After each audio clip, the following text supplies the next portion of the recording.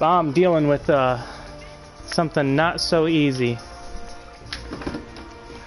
That's a cop-out. I can do it with my phone.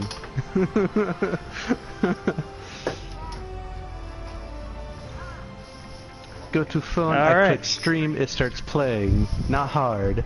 Yeah, getting it set up is the issue. No. Alright, we're live. Welcome everyone to D&D Live. Our 3 players is Nerve, Oblivion, and Chap. We're gonna have everyone choose a color to represent their character on the board here. Magenta. I'm gonna give you the 3 colors that I have out to choose from. We've got gray, red, and blue.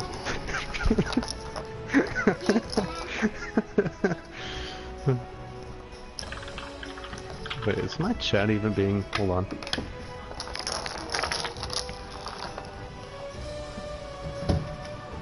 Okay, yeah, people can hear me. Great.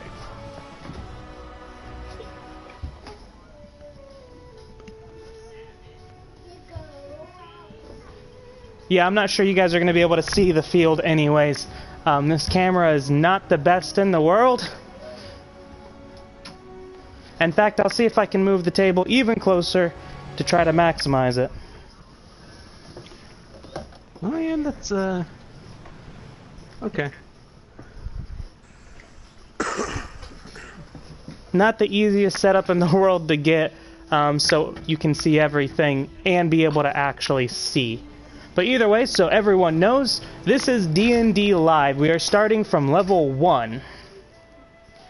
We're going to be going open RPG. It's on an island. In fact, I'm going to get the island map out right now so everyone can see this island. You'll already know about it, but you won't have a map. Are you sure you're live? Yeah, I'm sure. I'm on your Twitch and nothing's showing up for me. YouTube. Oh, that's why. Because I'm stupid. We're on YouTube because it'll save. Twitch will only save for a week, then delete. I want you guys to be able to go back and see what happened. I'm gonna grab my phone for the dice rolling out. Alright. Yeah. I know it's not super easy to see. In fact, you probably can't see it much at all. Let me try to get it closer. Hey, if you can, That table's in the way. If you can move the box down to the bottom left and increase the size, or the top left, actually. I was gonna say, this is the map. It's bigger than what I can actually get on screen. Yeah, your screen is a tiny little box. Yeah, I know. I don't know how to increase it any bigger. Because this is coming from a PlayStation and not a computer. No, baby. No. Let's see. Advanced settings. Camera video settings, maybe? Size. There's large. And now my son is dead center of view.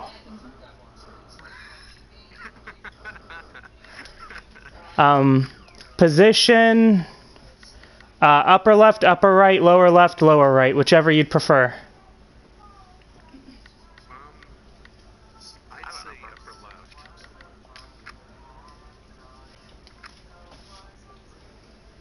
Alright. Tell me if that's better. I'll let you know when it changes. Either way. Yep.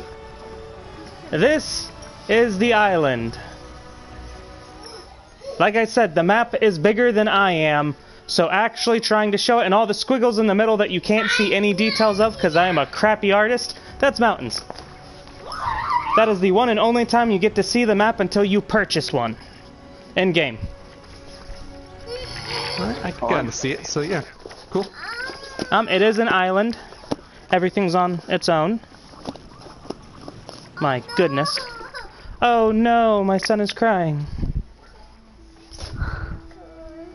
Alright. This is the board. I actually need to turn that camera a little bit so you can see the board. Gabe, back up. Get you one of those cameras that follows you around. That'd be nice, but here we go. Some All right. fancy action there. All right. So, guys, I want you to decide what color you're gonna be. We got red, gray, and blue. Gray. All right, we got Chap as gray. Red. I get blue. All right. Nerve, Chap, John.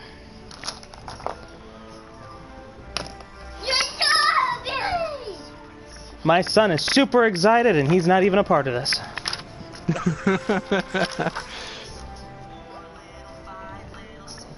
All right. You all, from various backgrounds of life, got on a ship to come to the island of Norwa. Norwa. Like what? Actually ends there. It's not Norwal, not Norwale. That works perfectly with my background. Now, as you all pull into port, you notice a sign that says, "Welcome to Salish." If anyone needs spelling for anything, let me know. These names are kind of weird. I'll just do it the best I can. Peekaboo to you too, Gabe. Peekaboo. Peekaboo. Alright, so, the boat just docked. All three of you are on it. What are each of you doing? Peekaboo. Looking for Dr. Pepper. No, well, that doesn't exist. You could say looking for mead. That might exist. Yeah, mead does exist. What in... Peekaboo. Alright, Peekaboo. I'm setting these up as the boundaries. Peekaboo. All three of you are on the boat, right in here. Alright, so we've got Chap in the gray, already starts heading off. What do the other two of you do? By the way, if you can't hear me, I'm sorry, my son is screaming in the background.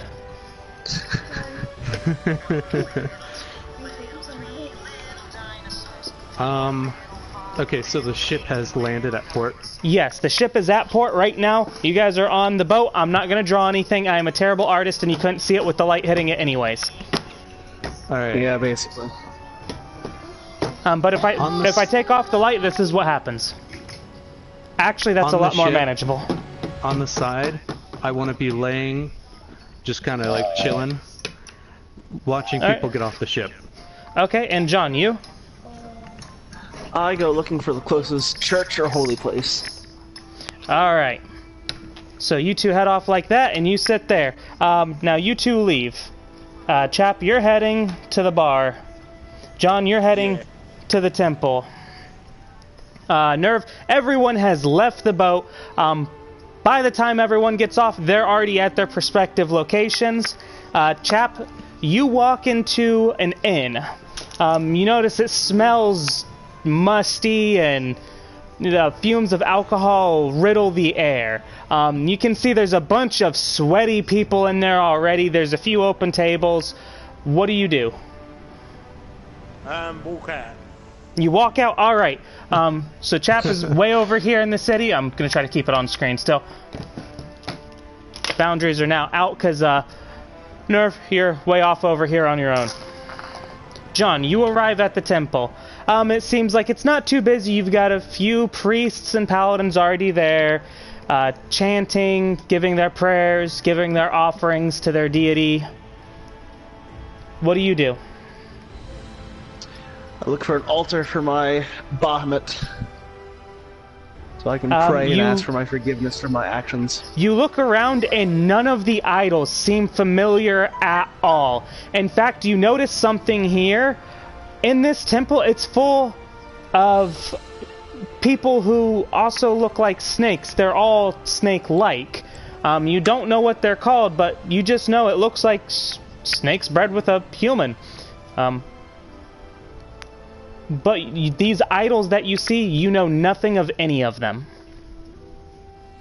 In fact, Okay. I want you to go ahead and roll a d20. Oh boy. Alright, where's the Discord? And this is a perception check. Perception check, okay. I got an 8. 8. Alright, you notice a smell. Like you can't really catch on to what it is, but there's a little bit of a smell. It smells almost like iron. Do you want to stay in the place, look around, or what do you want to do? I'm gonna turn around and leave because the smell is not kosher. Alright, now you're leaving the temple. Nerve, everyone has left the ship. Now that you're just laying about over there watching, what is your plan? Now that I've taken in the deep smells of the sea breeze, I head to the nearest pub to gather information. Alright, now you're heading to the pub.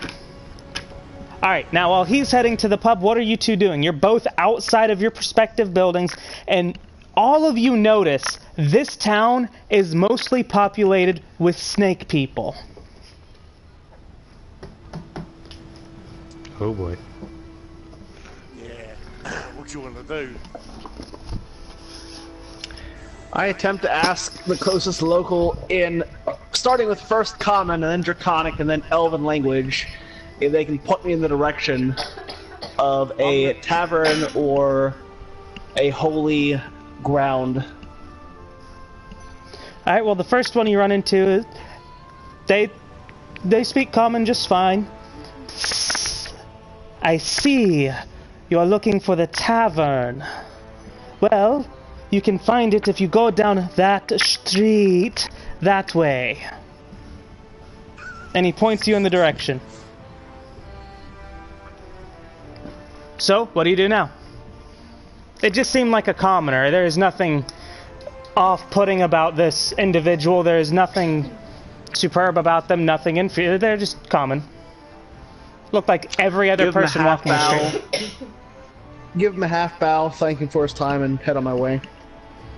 They just look at you puzzled as you walk off. Alright, you're heading to the tavern. Chap, what do you do? I'm gonna go follow him. You're gonna go follow him?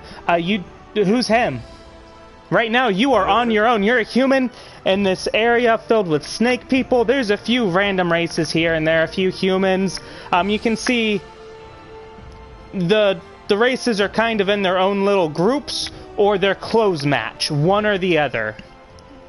You can see there's a few groups. Some look like they've been working on ships.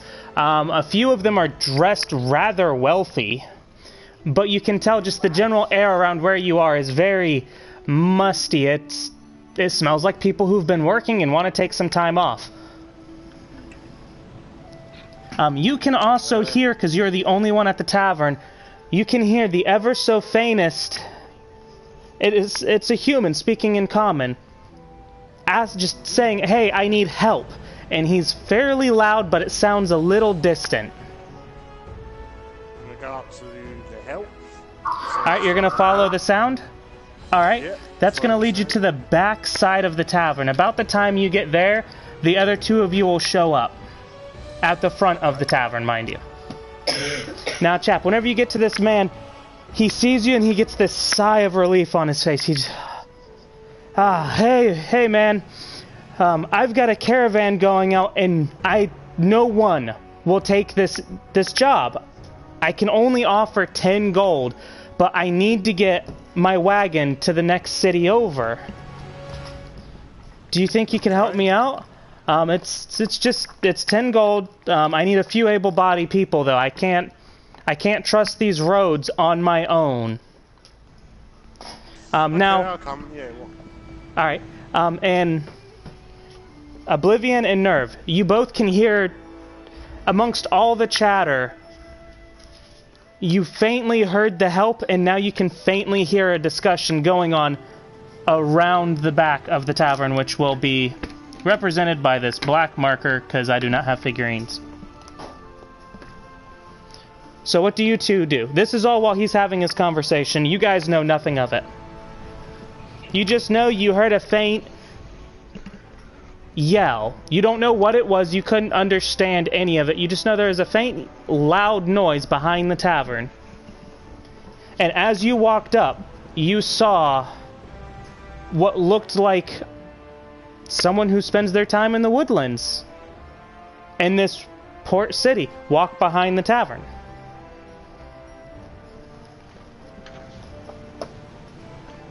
So, Demon, John, Nerve? I'm gonna ignore it for now and head into the tavern. All right. Poop. End of the tavern. I have also gone inside to ask the bartender if they have any rooms or a place that I can get a room.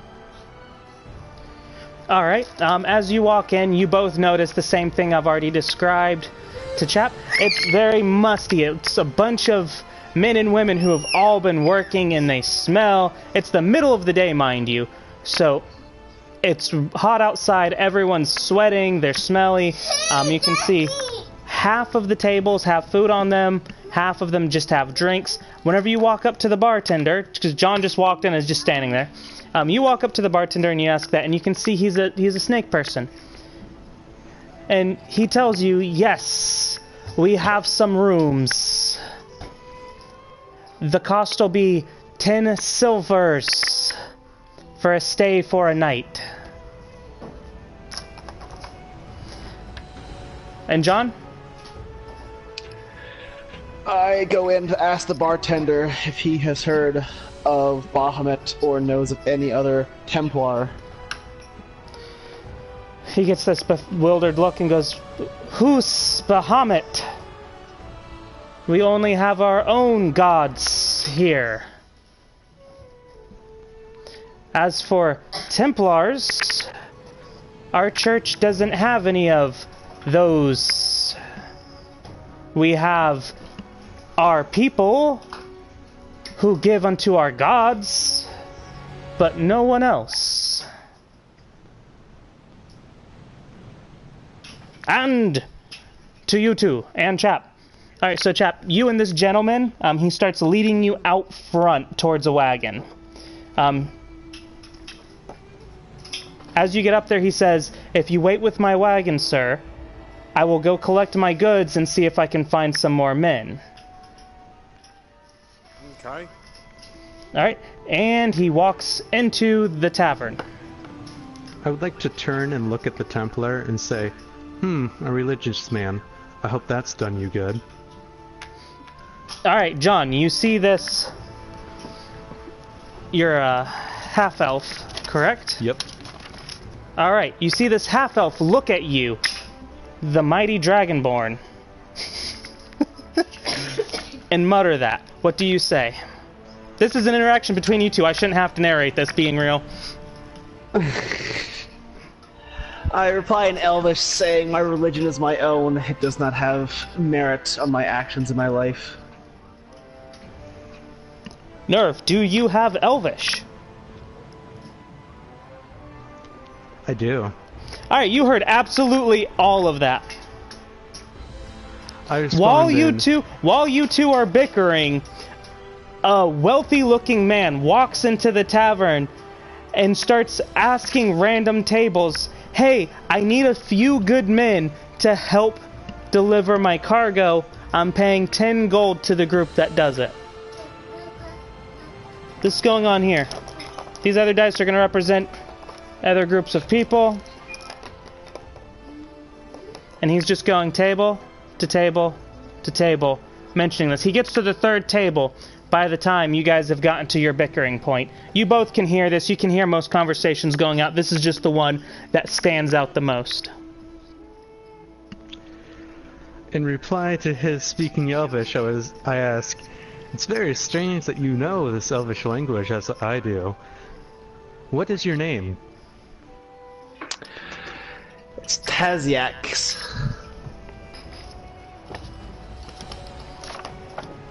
Alright, so you know his name. Do you not seek interest in my name? Your name holds very little interest to me. You have no value to me. Sorry. It seems fair. Well, I bid you adieu, and I walk away from him. Alright, you walk away. Alright, you're heading back towards the tables. Before he walks away, I want to do a perception check to see if I'm missing something. You notice absolutely everything I've already described to you. Most of the people in here are snake people. It smells musty. You can smell something that seems a little intermingly type. Like, you know, sweat and regret.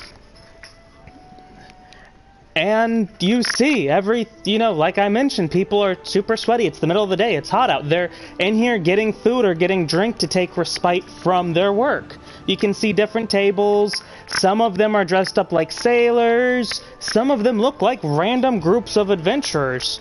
I mean, you can see clearly there's a party of like a cleric, a fighter, and a ranger, all three sitting at a table. It's actually the table that man is at right now. And then there's other groups in there. There's some of the snake people who just look like commoners in there. There's nothing special going on that you can notice. Check my own person. You don't notice anything, and this is taking a moment to take a perfect 20. You notice everything's exactly the same as it was. Okay.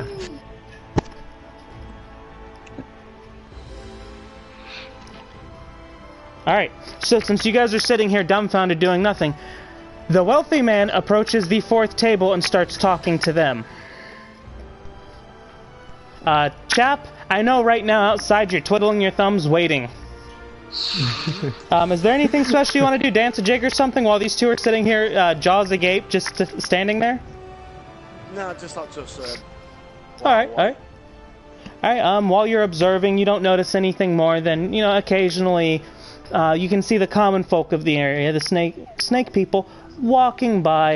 Occasionally you'll see a humanoid of different races being dragged with a bag over their head, their hands behind their back chained. And it looks like it's commonplace here. No one bats an eye. Alright, Nerve, John, inside to you. Next movement is on yours. I'll meander over to the little nobleman and ask him what he needs. Alright, so you're heading this way to the nobleman. Alright, Nerve, what are you doing? You notice the dragon humanoid that you were just talking to in Elvish has just wandered over there. Everyone else is still doing their normal things, drinking, eating. I go and sit at a table near them to hear their conversation, and while I'm listening in, I work on my lute and string it. Okay. Alright, while you do that, John, you walk up to the nobleman and you catch him in mid-sentence. A few good men. I can only pay 10 gold to the entire group, but it's just a little cargo, and it's only a little far away. It's not too far.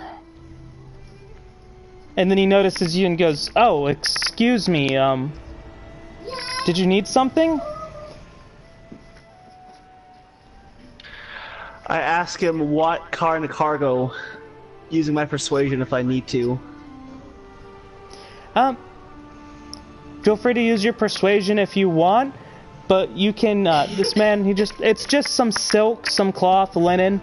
I just need to get it moved from here, from Shalish. I'm a merchant. Do you wish to use persuade? I mean, you can if you want. He doesn't seem like the dishonest type, though. I'll agree to help him transport his goods, but only in exchange for information up front first.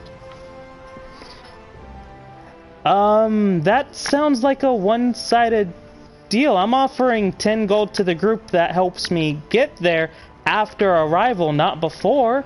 If I give you information now, you can just run off.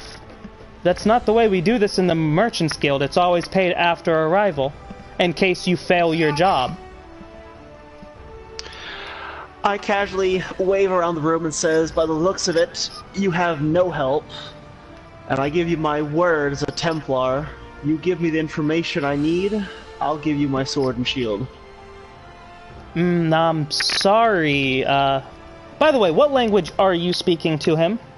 Before we continue Common. this. Common? Okay. He can understand that. He goes, "Well, that's an offer, but it's not one I'll accept.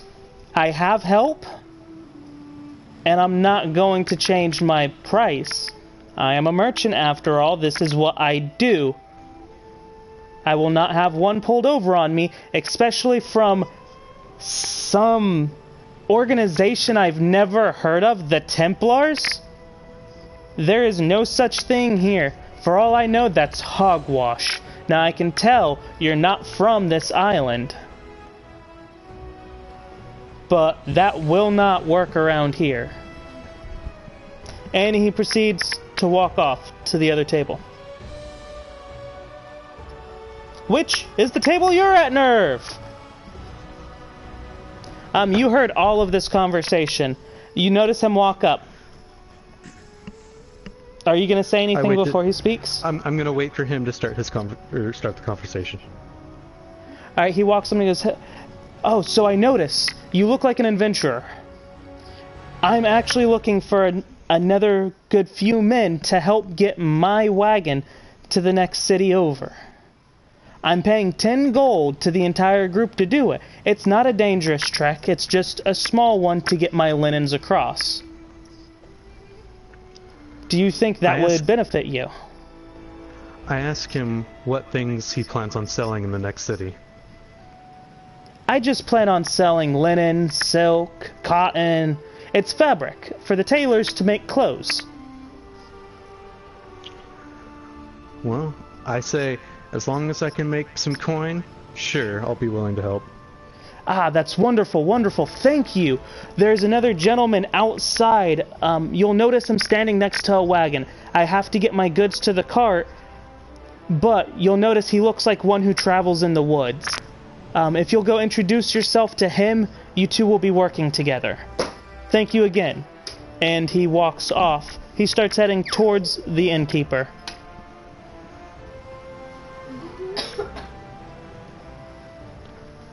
After hearing this, I get up and head outside to the wagon. Alright, you head outside, you walk out the front door, and you notice the exact man that he just described. It's a human, but he looks like he's been in the forest quite a bit. And he's standing next to the only wagon out there. I walk towards the back of the wagon to get ready to hop in, and as I pass by him, I say, "Lorang Dumal, nice to meet you." Howdy, how you doing? Alright, that's on you two. I can't narrate your talk. Yeah. This is the only time you have to actually introduce and do pleasantries. Whenever you first meet another adventurer. So what brings you here, good sir? I was told I would get paid to help this wagon get to the next city, and that's all I'm here to do. I hear the same. It's not bad making a quick, easy buck while you get off the station, is it now?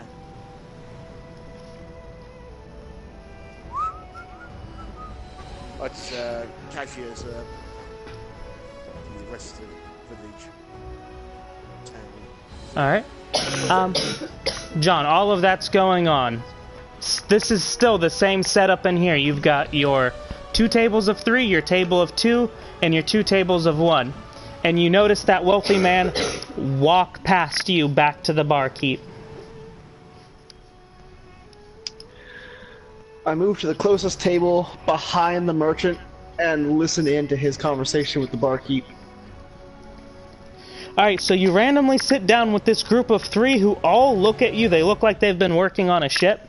In fact, they look like the ship you were just on, and they all get this puzzled look at each other, and you can hear one of them mutter, "What the hell?" You're now sitting with a random group of 3 sailors. But you can see and you can hear the merchant. He walks up to the barkeep, and you can hear him talk to the snake person. He goes, "Hey, so I'm ready for my shipment to be pulled out the back and be loaded onto my wagon." And you see him, he hands him a pouch. After that exchange, he turns around and he starts walking out. I go up to the barkeep and ask him what he was just handing the merchant. The barkeep looks at you and goes, "What's your interests with us?" This is business between me and that human. Because that human should only be transporting silks and goods. That little bag doesn't seem to have silks and goods. This bag is my payment for holding his goods. And you notice 2 snake people step out the back, carrying bundles of cloth towards the front. Sounds like this man's about to get into a fight. And you can tell the barkeep is getting kind of irritated. You can see his snake-like features starting to turn into annoyance. I asked the barkeep if the merchant can be trusted. Why snot? And you can see he's getting more and more angry because he doesn't look like he wants to be bothered with this. This doesn't seem like something he should be giving out. I turn to make my way back to the front to see if I can't catch up to the merchant. Alright, so you're moving faster than the 4 snake people carrying the cloth? Yeah, go a little, not as a sprint, more of a power walk. Alright, so you're power walking out.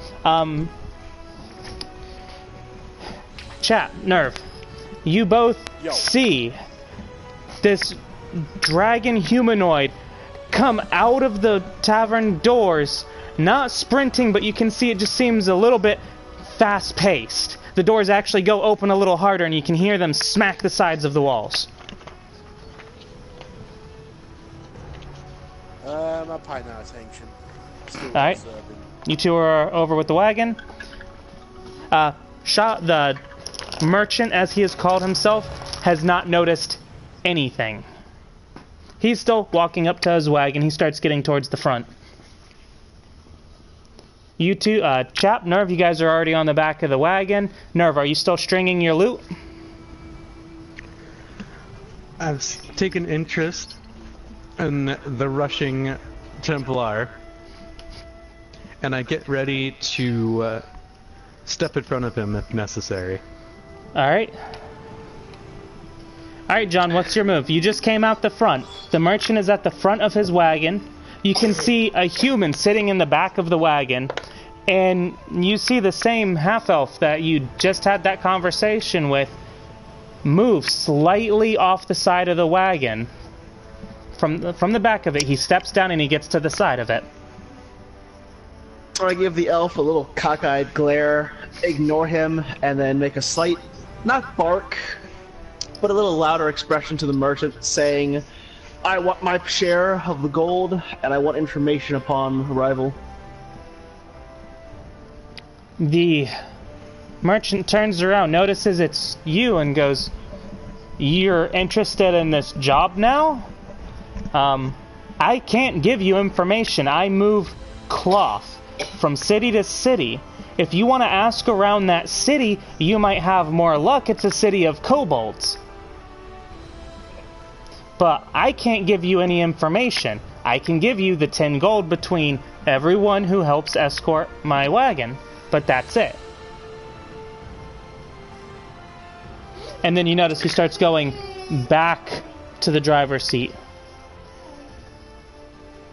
I make a slight annoyed snarl and move towards the back of the wagon and attempt to step on it to make sure my weight isn't too much for it. As you make that snarl, you notice the looks from two city guards. Both look at you and put their hands on their hilts.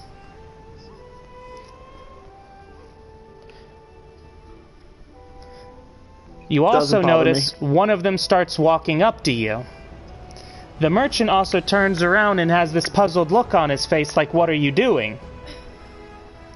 As the guard gets up to you, his friend is back here. The guard gets up to you and goes, what are you doing? This merchant is just trying to leave.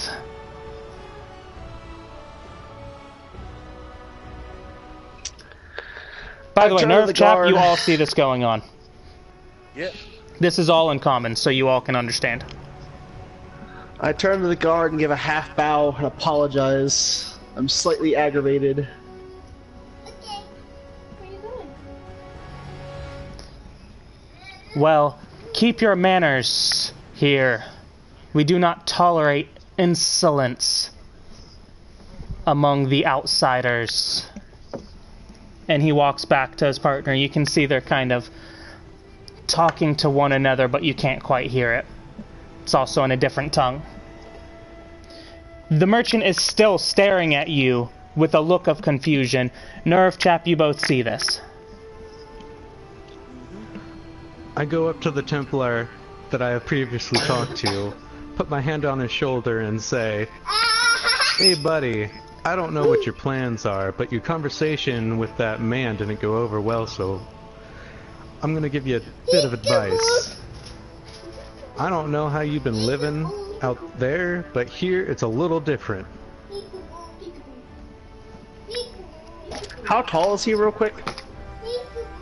I don't know, Nerve. How tall are you?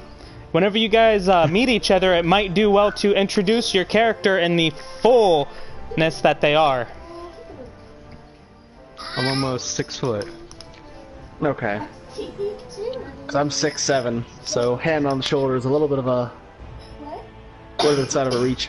It's... Your arm's up pretty high to do a hand on a shoulder. It's not like a... It's more of a... You're all medium-sized Kinda like on the creatures. muscle. No one is colossal over the other. You're all about the same size. None of you are a good solid 3 feet above the other. Okay. You're all humanoids. You're all about the same size. And you're all about the same weight range, too. You're just the only one in heavy armor. I turn to the elf and say in very bland tone, "So it would appear." Why don't we try to strike another deal with this merchant and see if we can get you to the next town and find you your information? I just slightly shrug with a very... what's the, I forgot the English for it. Very uninterested expression. Alright, Nerve, you hear the merchant look at you and say, "Come on, let's go. Both of you on the wagon, we're leaving. If he has no interest in my deal, I have no interest in him."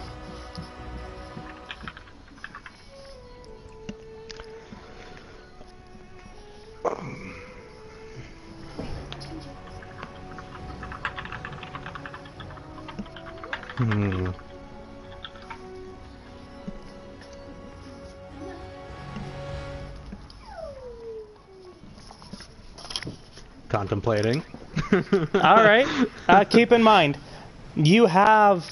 This is all happening. This isn't... the amount of time we're taking between this, it's moving much faster. The carriage is already starting to pull out, drawn by the horse. Well, I shout to the merchant, "If this guy causes any issues, I'll take care of him." I run and hop in the back of the wagon. Alright, the merchant tells you, if he comes along, he gets paid 1 gold. The other 9 is for you two.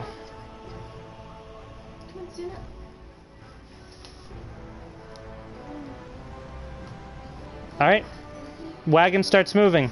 Your move, John. I follow along behind the wagon a good 5 or 6 feet and just follow along. Alright. Diamond! Okay. Alright, so you guys head out. Now, what you all can notice at the beginning of this, as you're leaving the city, is you're leaving these massive gates. And it looks almost like a swamp area. It looks like the water has risen and lowered constantly. And we have an addition right here that will not be playing, just causing quite a lot of noise. Alright, you notice it looks like swampland all over. You can notice there are a few roads that are paved, and that's mostly what you're following. I have a question. Shoot. Okay. This man that I talked to as I got into the back of the wagon, where is he right now? Which one? The one that looks like he travels in the woods? Yes. He is sitting in the back of the wagon, Gabe.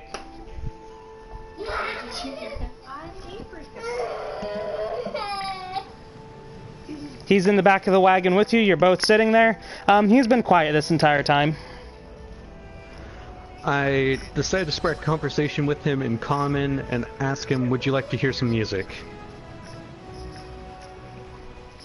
Chap, this is a Yeah, why not? Yeah, go on. Let's see what you got. I pull up my lute and I start to play some leisurely, like, happy tunes. Alright. It's not bad. Alright. Bad at all.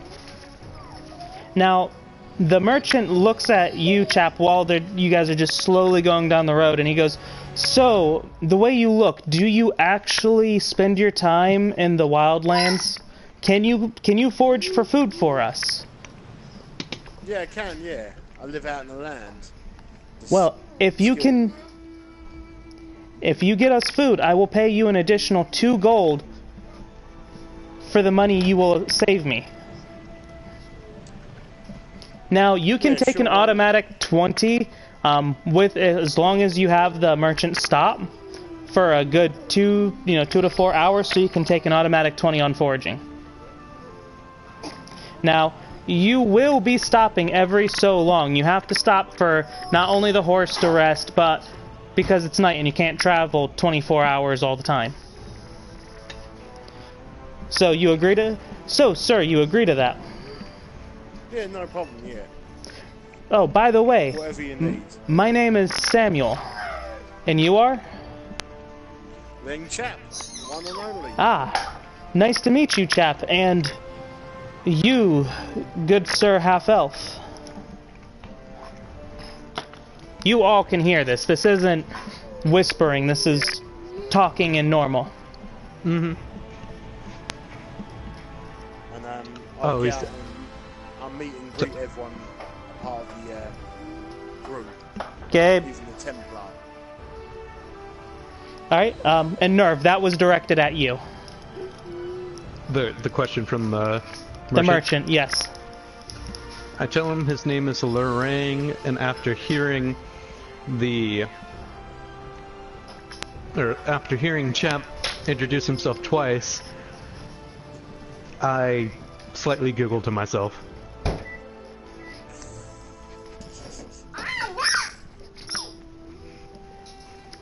Alright.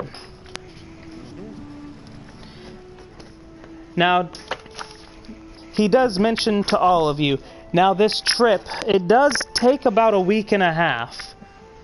It's not a long trip, but I don't anticipate any troubles. We're just traveling from this swamp area where the Yonti like to live to Baroom, which is the Kobold's capital. It's a rocky area, but they have no way of getting cloth. I make money from making this travel constantly. Thank you all for escorting me in case something does happen. Anytime. Alright. Do you guys want to do anything special for this first bit of time? You do have. I mean, you've got 9 days. Tell you the first day is going by, nothing has happened. It's pretty boring. At the end of day 1, you got about... The sun is just starting to set. He stops and he says, okay, we need to rest here. And, sir, chap, if you will, go find us some food and a water source, and that'll be part of the bargain we made. Of course, yeah. Alright, so you're going to spend the time doing that? Yep, gathering resources and food and water. Alright. Now you'll notice he starts to set up a fire. He pulls the wagon off to the side of the road and starts a campfire. John, you're still about 5 feet behind it, and Nerve, you're still on the back of the wagon. I'd like to hop off the wagon and look around. Alright, you look around, you notice you're still in this swampy area. This looks like one of the higher areas that the water hasn't quite hit too much. But you can see the trees, you can see the water lines where they were once before, and you can see the water is kind of low now. Oh, sorry, go ahead. It's a slight musty smell in the air because it is a humid area. I'd like to ask the merchant while he's setting up, will the water be an issue during the night? It will not. All my travels here, I've learned the spots to stop. This isn't my first trip here. It's just the first time that I don't have as big a shipment to promise more gold.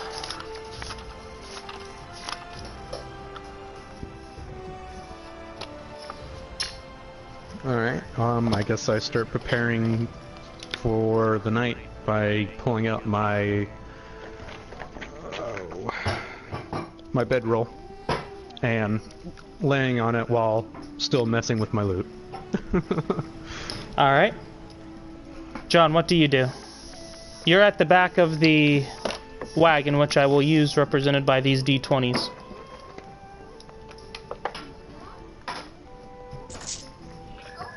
Probably a terrible angle. I need to re-angle this so you guys can see better. It's not the greatest view, but it works. Well, I don't have a super high-tier camera. If I was doing this via a computer, I could have the best camera zoomed in. We could use the digital program. My computer sucks, though. Maybe I'll do that. I'll do a GoFundMe. I pull out my bedroll and set it up about 3 or 4 feet from the rest of the group at the campfire. Alright. As you start to set up, the merchant looks over at you and he goes, "You, young one, I'll give you a bit of advice in this island. You treat the others as you want to be treated. That disrespect will gather you nothing."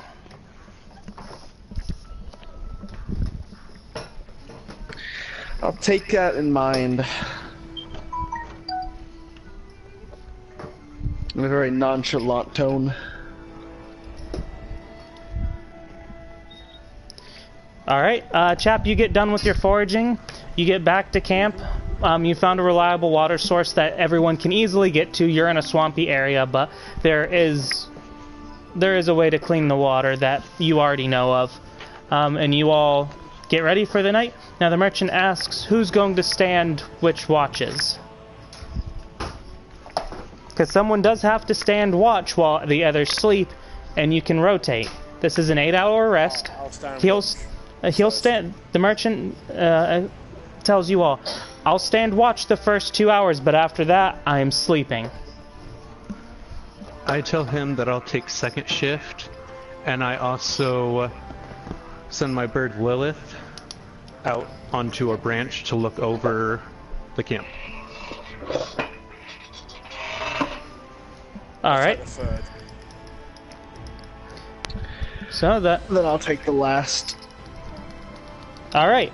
And you guys proceed with the night. Nothing happens. None of you had to use rations. Your water skins are still full. And start of day 2. Merchant wakes everyone up at the whenever he gets up, mentions, alright, we need to start moving now. I'll have no delays. I've made this trip before. We need to move. What do you guys do? Start packing away and getting ready to go. I'll meet you in the wagon. Alright. You, Nerf? I grab my bedroll, hop in the back of the wagon, and whistle to my crow. Alright. I quietly pack up my bedroll and move back to my position at the back behind the wagon. Alright. Now, we're moving on. This is day 2 of travel of 9 days. You move on. It's still the same swampy land. Are you guys doing anything? Or just sticking with the merchant? Any talking? Anything? So I make conversation. So what do you two do before here? Like, what was you two doing before this? I ignore him and continue walking behind the wagon 5 to 6 feet. I make a little side joke and say, the big mean Templar doesn't talk too much, I guess. And I proceed to then say, not a whole lot. Just kind of moved around here and there and decided to come over to this land. Brian, get your sandwich, baby. I see. You hungry? And our Templar boy is still ignoring us.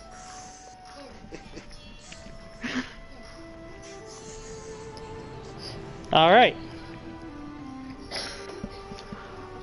Now, After, this... oh, I was going to say, this travel goes on for a solid 4 or 5 days. You'll notice, as you're traveling down this path, the land slowly changes. You can tell you're going uphill at an ever so slight gradual change. But you'll notice it goes from a swampy area to where you'll start noticing these rocks jetting out randomly. And it looks like black stone, black rock, just random. About the 5th day in, you come into what appears to be a completely new land. There's still a paved road for you to take, but you notice it looks rocky and desolate. Like, how could anything be out here? And it just looks volcanic more than anything else. It looks like the runoff from the volcano that you know is in the center of this island.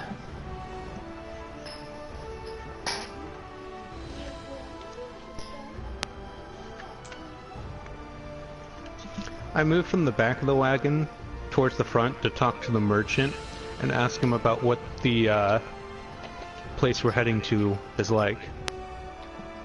Alright, do you get on the wagon in the front with him, or do you stay off to the side mobile? If there's space, yeah, I sit up front with him. Alright, it's a little crowded, but he does scooch over.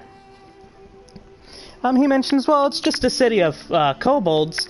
They have issues with other colors, but it's mostly just because of their lords. The ones we're seeing are going to be red kobolds. They're a lively little group. They're welcoming to all as long as you have the gold. They love shiny things so much. But just be careful if you spot any blue ones. Anyone that's been spotted in the city by the blue ones, they'll attack.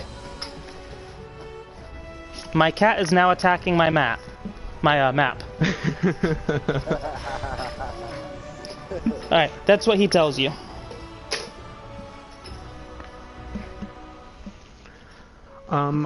I thank him for the knowledge, and I continue to just have small talk with them. Alright. Anyone else doing anything different? I was gonna say, I'm gonna set hear this. that conversation from my spot in the back? You all can hear everything that's going on. It's a small wagon. Yeah, but with me being further back, I want to make sure. You're only 5 feet back. You can hear just fine. No one's talking in secret. And if anyone does, you'll be able to see it. This is a fairly open view for the wagon. Like the merchant mentioned, he didn't have much wares. It's only a few bolts of cloth.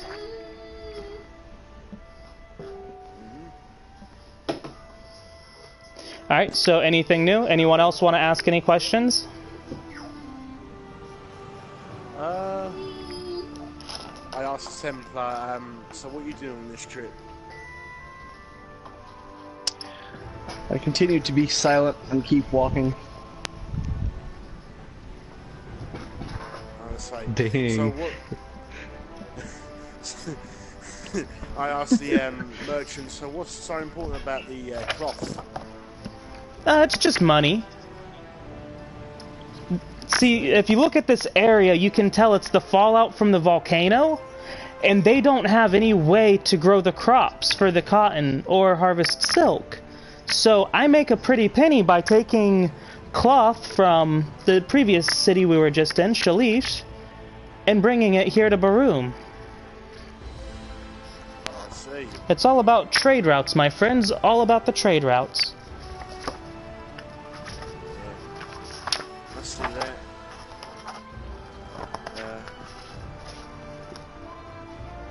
So who's the folks at a war with in the city? Why they're at war? They follow different dragons. The leader of the city Baroom right now is a red dragon. We don't even know his name because he keeps himself in solitude. The blue kobolds follow a blue dragon that's more up in the mountains who wants all the treasures of the city. It's really just a pointless war between two dragons. I would like to ask the merchant, isn't he afraid of having his wares stolen? Why would I be afraid? I hired you guys. If you fail your job, I pay you nothing. That is the way of a caravan, after all. Alright. And, John, you're able to hear all of this. Okay.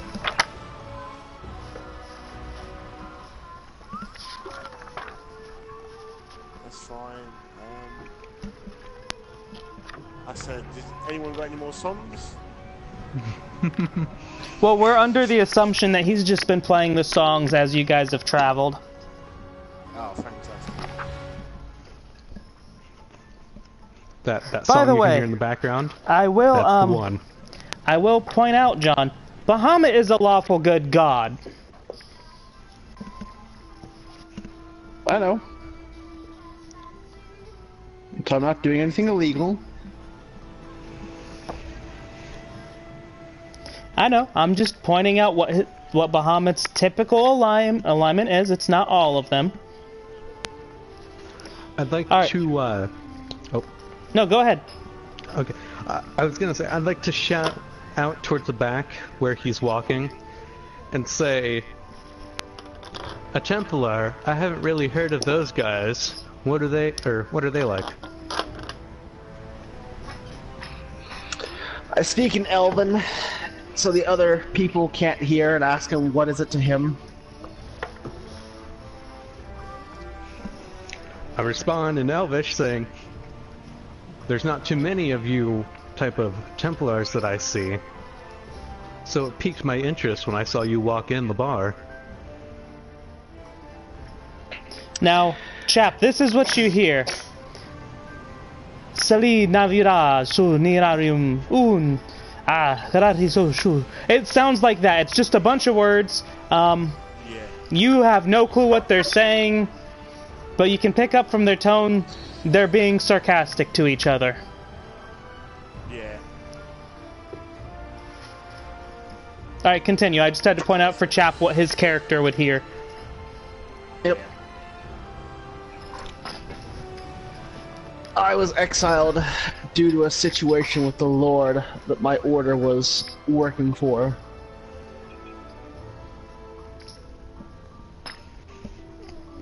Exiled, that sounds pretty rough. It's the price to pay for balance. Well, as long as you can keep on going, I guess. My character makes a slight shrug.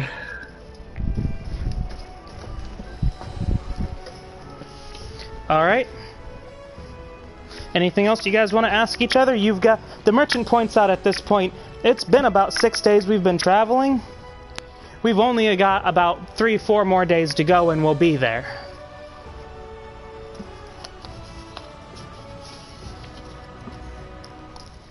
I'm good. I'm fine, thanks. For a couple hours, every so often, can I just have my crow go out and kind of look around in the area ahead of us and then come back? Yeah, that's fine. Yeah.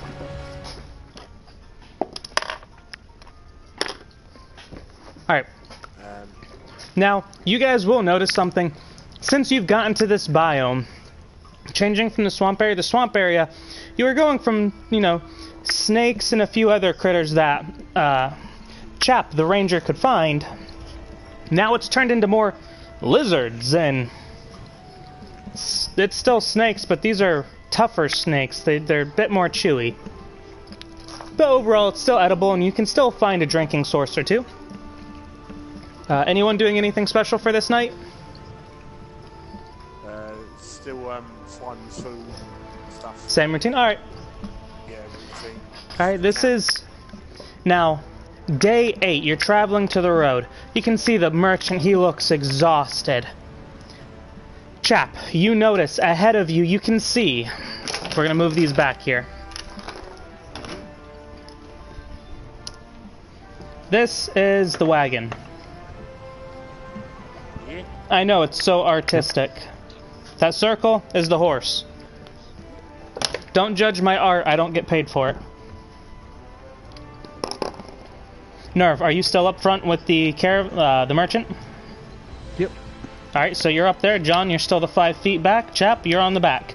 Chap, you notice while you're just glancing around, you see a goblin, which... My cat will not leave that map alone. Every time I turn around, the cat is on it. I'm using Legos as the monsters so it can be differentiated. Okay. Chap, you notice a goblin slightly off the road and another one behind him about 5 feet. This is a good about 20 feet ahead of you guys. Chap, you're the only one that notices this. I see.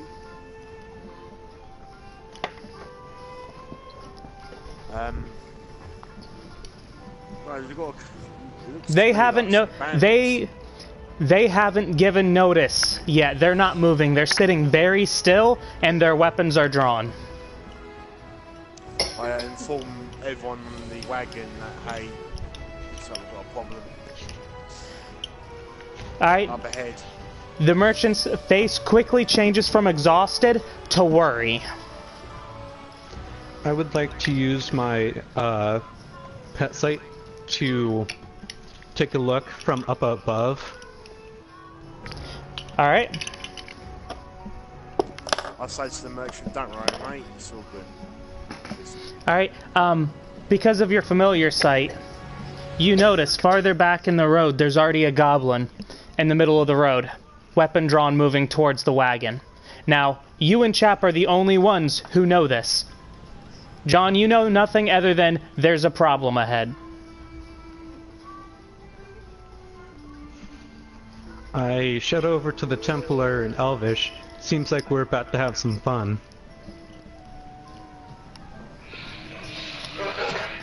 I pull out my sword from its sheath and ready my shield in the left hand.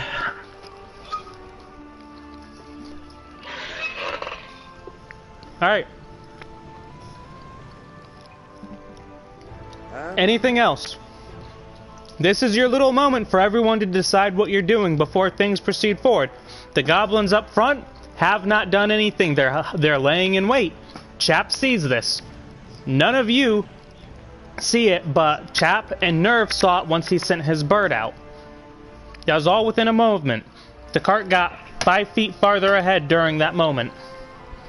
That goblin is 5 feet closer than it was. I leave familiar sight, pull out my rapier, and kind of hang on the side of the wagon, like standing, holding onto it, while it keeps going. If you plan on doing anything like that, you're going to have to make a riding check. And the merchant, he looks at Chap and he goes, "What trouble's ahead? Do I need to speed through this?"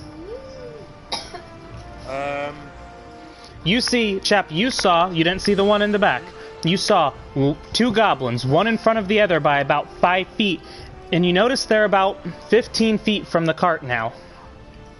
Okay. Now the merchant knows none of this. He's spotted nothing. Yeah. He's a merchant. He's not trained in any of this. He's trying to get you a good deal. Yeah. I say to him, since go through as normal, no speeding, that we can handle this if it gets out of hand. But hopefully nothing goes bad, so Well, Chap, go as usual. like I mentioned, their weapons are drawn. Oh, okay. Their weapons are drawn. It looks like they're ready to fight. They're just sitting off to the side, ducked down, waiting. Okay. as soon as the fight starts, just speed them through, if it's the case. Alright, now you can tell, with everything on this wagon, this horse can't run. Oh. It can move maybe dash for a turn or two, but then it's going to be exhausted. It's been pulling this wagon every day for almost a week and a half.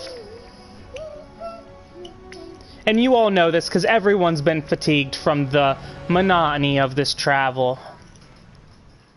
There is no negatives for it. You can just feel in the air.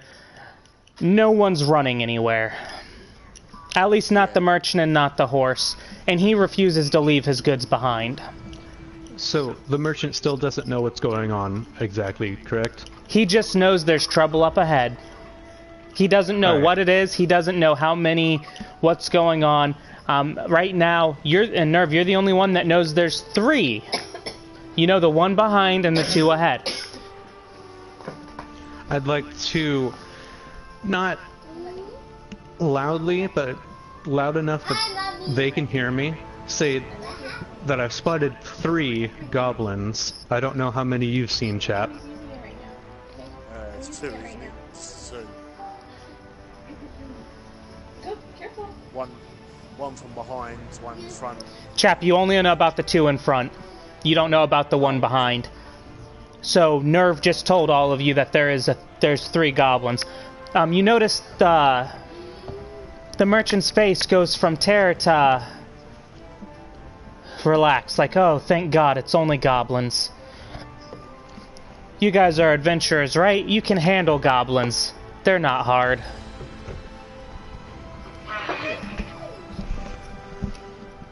Alright. Yeah. One last moment before the wagon moves another 5 feet. Can I do a divine sense real quick? You can as your turn, I mean... Just in case. So Yeah. I can see everything. Celestial Fiend or Undead for 60 feet. Go for it. Okay. That's going to be your turn while everything moves 5 feet. Alright, Nerve, your weapon is drawn. John, your weapon is drawn. Chap, are you drawing your weapon? You've got about 10 feet before these goblins are going to be next to the cart. They're actually more like this. Pull out the dagger. You pull out your dagger? Yeah. I do want to remind you, chap, you have the perks so that you can do close quarters with your pistol. No, I saved the pistol, the only goblins. Okay. Alright. Start of next turn. These goblins jump out. And all of a sudden you notice a 4th one behind that one that was in the back. Everyone roll initiative. Okay. You'll have to advise So me on... 1d20, right? Yep. Yeah. I got a 12. Looks like I am not starting off strong. I got a 3. Alright, 12, 3, and chap. What is it? 1D? 1d20. Okay.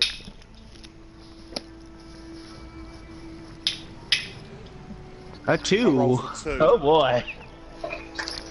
Oh my. That's not bueno. Alright.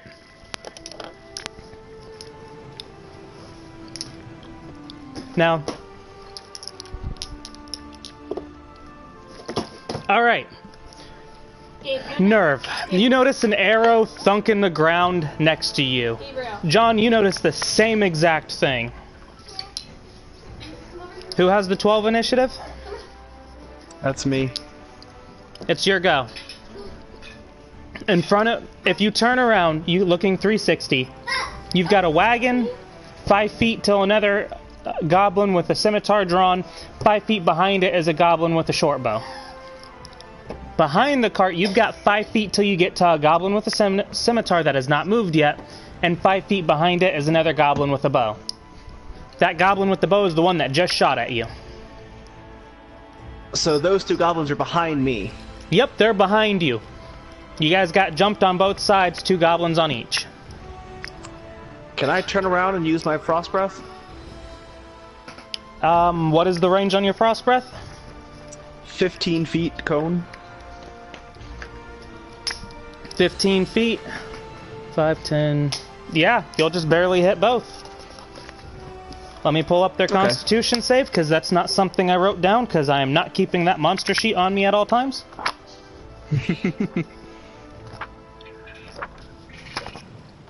I'm pretty sure it's not good, though. They have to beat a 12, so... Go ahead and roll your 2d6 for damage. I already know what the modifier is, I just have to get to their stats. Jesus! What'd you roll? A 6 and a 5. Alright, 11.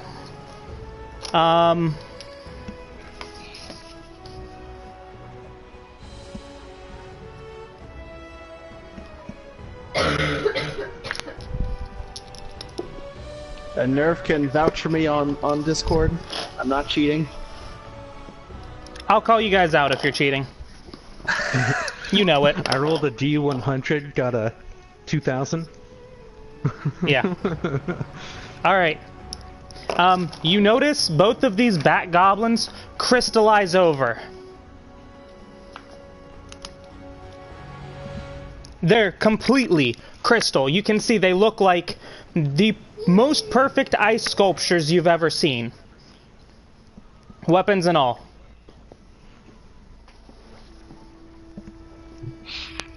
Alright. Nerve. You notice this goblin move 5 feet and swing at you. What's your AC? 13. 13? Alright. You notice he hits you, but your armor barely makes it slide off. Alright. So, the 2 in front of us, one is currently challenging me. The other one is an archer? Yes, he's 10 feet back and he has a short bow out. Alright. The one that just attacked me, I'd like to use Vicious Mockery on. Okay. Tell me what it does. I unleash insults at the creature I can see. It must succeed on a wisdom saving throw or take 1d4 physical damage. What's the saving throw? Difficulty?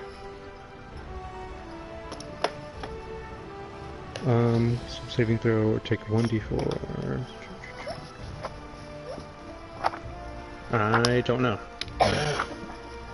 It should be a certain number. It should say on it a certain number plus your spell modifier.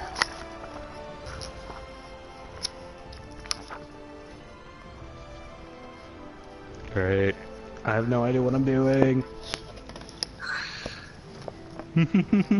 These are things you have to know. This is a good example. This will be perfect for Caitlin for the next session, so she knows the things she needs to know for her spells. Okay. We just can't have this going on all the time. I'm trying to pull it up for you now. Oh. Mod +5.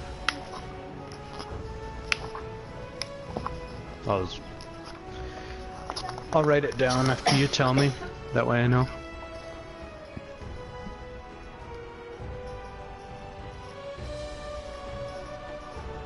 Alright. The DC to resist one of your spells equals 8 plus your spellcasting modifier and your proficiency bonus plus any special modifiers it might have. So what's your spellcasting modifier?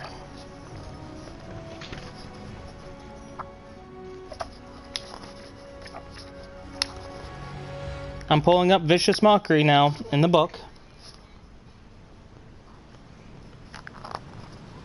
I didn't know there was so much more to it. Yep. John's is pretty straightforward. It's a breath weapon. It's a specific DC. Ah.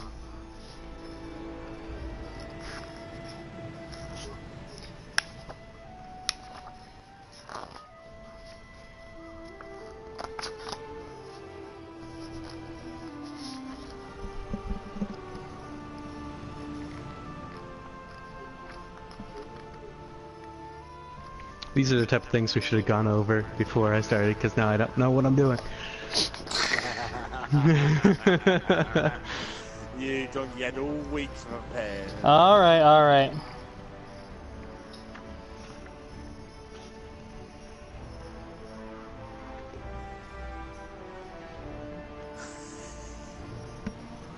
Yeah, laugh it up. I'm just saying, man, you gotta look professional in front of the first players. Alright, let's go over to Bard now and see what it says its spellcasting modifier is. Plus Its what modifier your... is +5. Oh, you wrote that down, it's +5? Yeah, it says it here. Bard DC 13 modifier +5.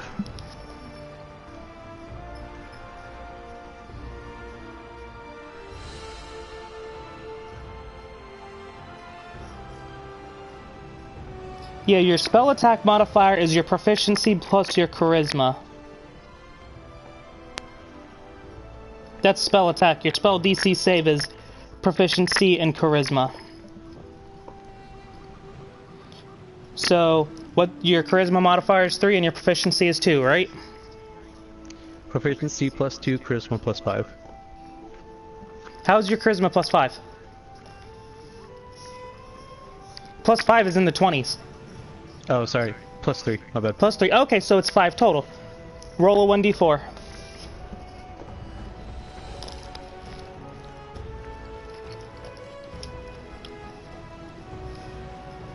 Four.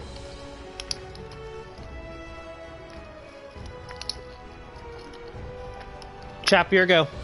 What do you want to do? You're in the back here. Yeah. It's 10 feet to this goblin. Or you can take an attack of opportunity to move the... what is effectively 20 feet now to get to the one with the ranged weapon. You have your dagger drawn. I'll take the one to get to the archer first. Do what? I take the movement to... I want to take out the archer first. Alright. Now, do you want to go around and spend the extra 10 feet to get your full 30? Or do you want to charge through? Alright, go around. Alright, you come around on the side of him. Alright, what do you do? I stick it in his head. Alright, roll your dagger. How do I roll the dagger? Roll a d20. Okay.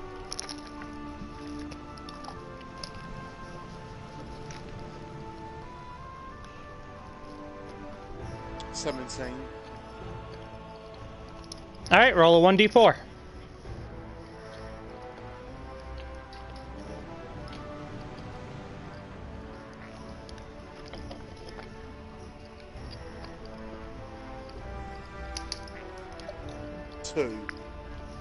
Alright. So you deal 5 because of your +3 to damage, right? Yeah. That right. Alright. Alright, now we're round reset. By the way, the merchant did nothing. He's not there to fight. Yep. Yeah. So what you noticed him do? He crawled under the back of the wagon to hide. He doesn't even have a dagger on him. He's unarmed. Best move ever. Alright. Now, the goblin disengages from you and moves 10 feet back, chap. And he fires his bow. Wow, I'm not even fudging these rolls. This dude went off left field. Like, he panicked, he backed up from you without you being able to swing at him and panic shot off to the side. He literally went, and then looked at where his arrow went, like, what the crap's going on? He shot it off to nowhere. Yeah. Alright, it's to whoever has the, it's John. Me again. John, yeah. John, you've got 10 feet to the one in front of the bard, and you've got It would take your full 30 feet movement to get to the archer. And that's going through. Can I take my 10 feet and then strike at the goblin? Yeah, you can take your 30 feet. It's just you'd have to run through them. So are you moving around this way or around that way? Do you want to move around? I was gonna say, do you want to move around the wagon, or do you want to move in front of the wagon, the side you're already at? I'm gonna go around the side. All right, go around the side. All right. Still within your movement zone easily. It only takes about 15 feet. All right, now what are you doing? I'm gonna take a slash at the goblin.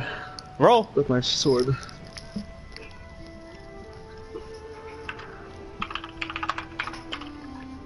So the D20, right? Mm-hmm. Plus 5. A 1 plus 5.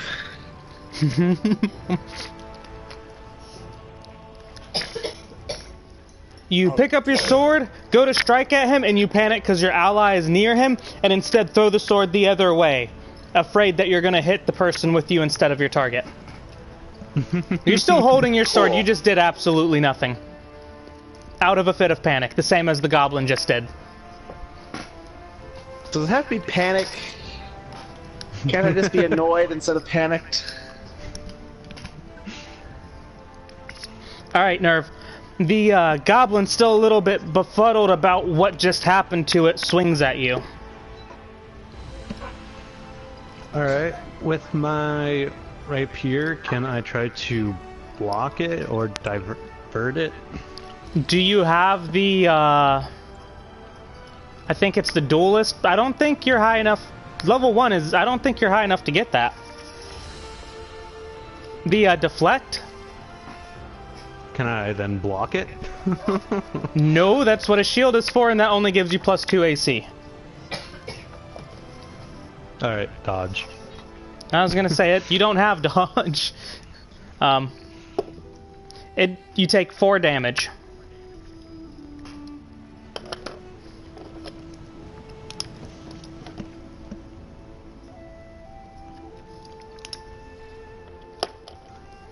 Alright, it's now to your turn, Nerve. Alright, I'm going to try to stab the goblin with my rapier. Roll!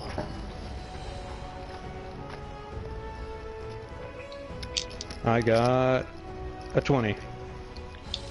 You rolled a 20 or 20 total? Because I need to roll a 20, right? Yeah. Yeah, I got a 20. I'm saying you rolled a 20? Yes. Don't even worry about rolling damage. You stabbed the goblin straight through the neck perfectly, so nothing would be damaged. Ouch.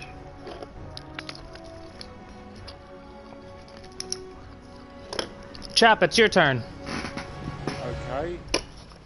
There's only one goblin left. It's the one that shot at you wildly. Okay. I want to launch at him again and take another dig at him. Alright, you move forward, swing that dagger. I will.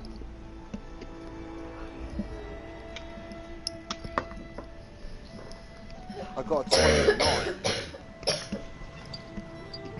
You put 2 D20s. You got a 15.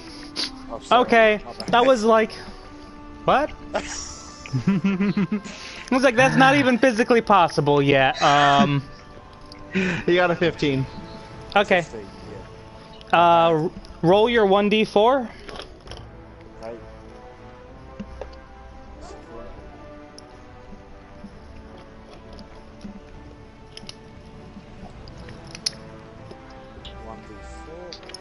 I got a 2 on 1d4.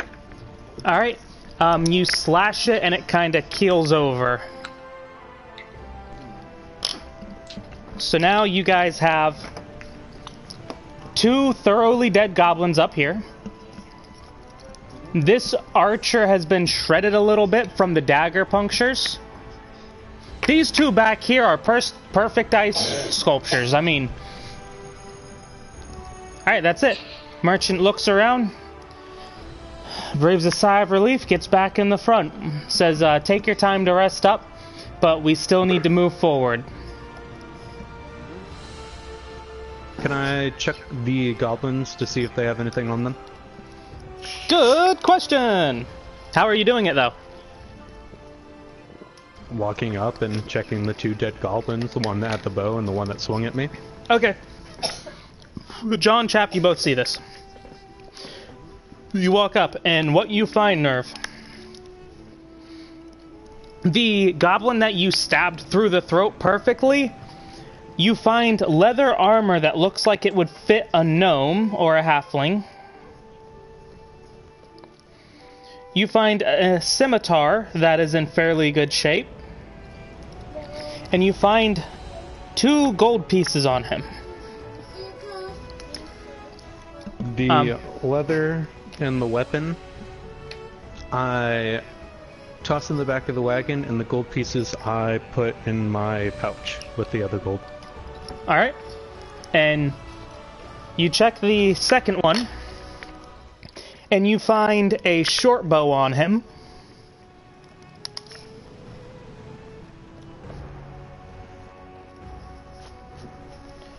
Oh, is that it? Just the... A short bow, you find 10 arrows.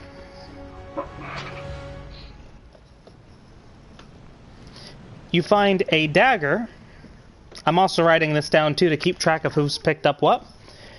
And you find 1 gold on him.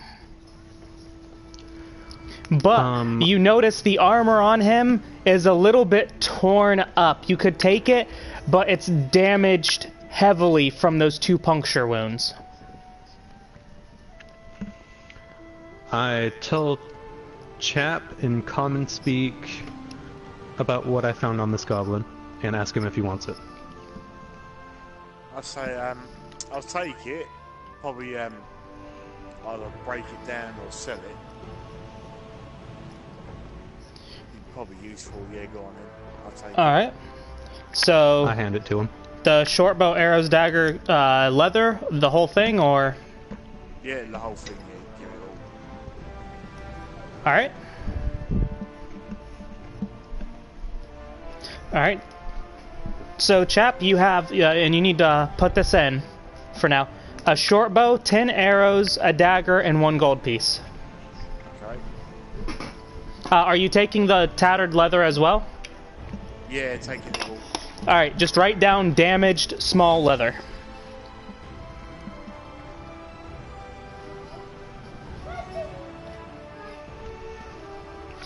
All right, John, are you doing anything? I turn around and pick up the frozen goblin closest to me and throw it at the second frozen goblin. Alright, you do that. You hurl that one over. I'm not going to make you do a strength check. They both shatter. You notice there's a pile of rubble on the ground where they were. A few things look like they might be able to be picked through. I head over and scour through my broken goblin chunks to see if there's anything to salvage. Right. You're searching these green and red icicles that are all around the place now, and you notice a scimitar that is cold to the touch but isn't broken. You notice there used to be a piece of wood that resembled like it was a bow, but it is completely shattered due to the coldness.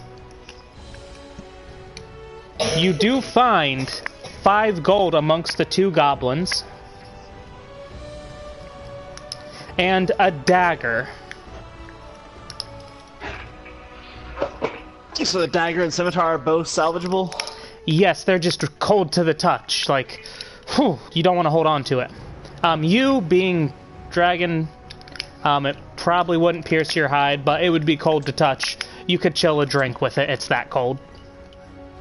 But I do have cold resistance, so I could technically hold it on my person, right? You can put it in your backpack, no problem. I'm just saying, okay. It's so cold that you could chill a drink with it, and you froze the bow solid so it broke. The leather also got warped beyond fixing because of the temperature change.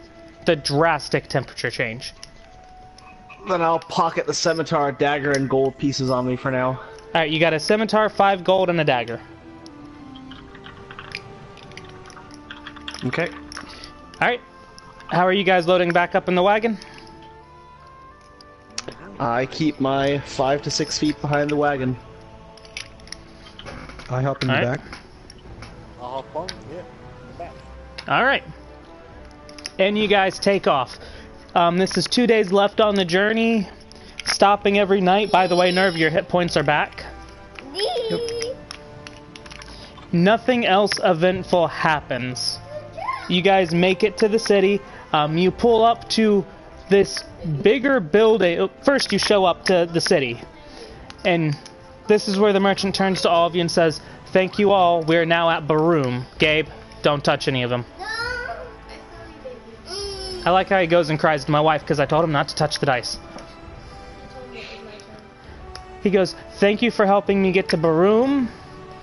Once we drop off the product at the local guild, I'll give you your payment." You guys proceed through these grand gates that open. And you start going through a town, and you notice there's a bunch of kobolds around here. Tiny, small dragon creatures. And some of them look like guards, some look like the common folk. In fact, you even notice some of them are riding some half-dragon horse-type things that are going around that none of you have ever seen before. I would like to look around to see if I spot any blue kobolds. You see none. You notice this entire city is it almost hurts your eye at the amount of red there is your eyes, really. Okay. As you guys move through the city,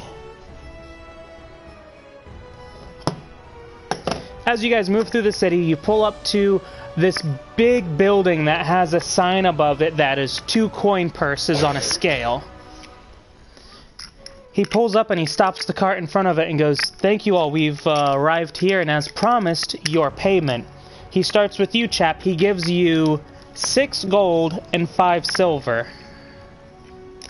He then goes up to you, Nerve, and gives you 4 gold and 5 silver. John, whenever he gets to you, he gives you your gold piece and he goes, "The most information I can ever give you is to tell you to check the temples here. But they're still not too keen of outsiders until you've proven that you'll help them." And he proceeds back. By the way, you guys are now off his cart. He gave you gold. He's now went inside and people are loading up. There's a few kobolds, but it's mostly humans loading up his goods. And he went inside and he is poofed. That irrelevant character is now no longer anywhere to be seen.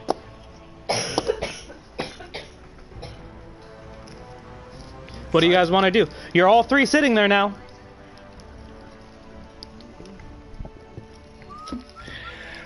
I go ahead and try to find a kobold and ask them where the local temple is. That cat is really interested in my map. Alright, kobold looks at you. "Ah! The temple is just up the hill that way, towards the volcano. Hopefully, you have some shinies for it." And he points you in the direction of the temple. You both see this. Both see huge dragon. And you could tell, John, that his eyes were super big and lit up staring at you. I thank the little kobold for his time and head in the direction he suggests. Alright, and you two? I'm gonna go in the pub, local pub. Alright. After covering my face and laughing after hearing the kobold, I then proceed to follow Chap to where he's going. Alright. So you two go looking for the tavern. John, you're going to the temple. Yep.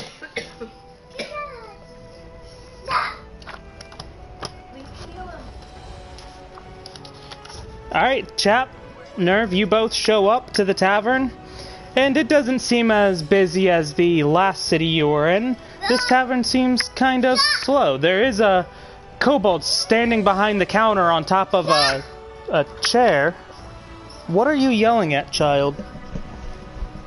He is standing on a chair, so he's at height level with you medium creatures.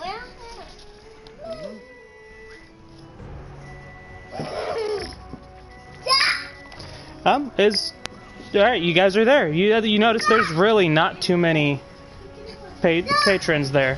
Gabe, stop. You're chasing the poor cat around.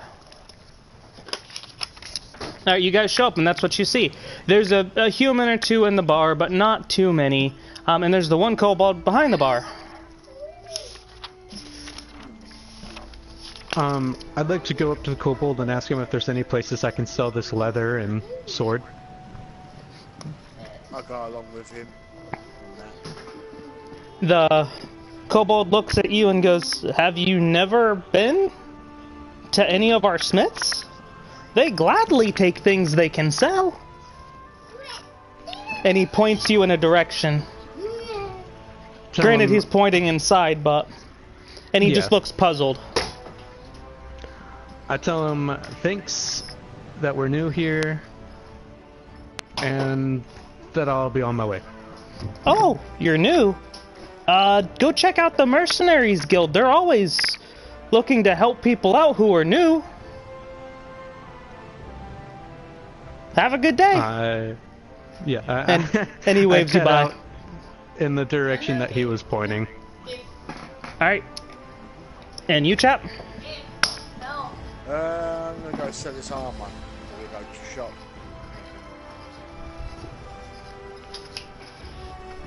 Alright, so you're going with him? John, you arrive at the temple, and you notice, upon arriving, their temple looks better than every building around it.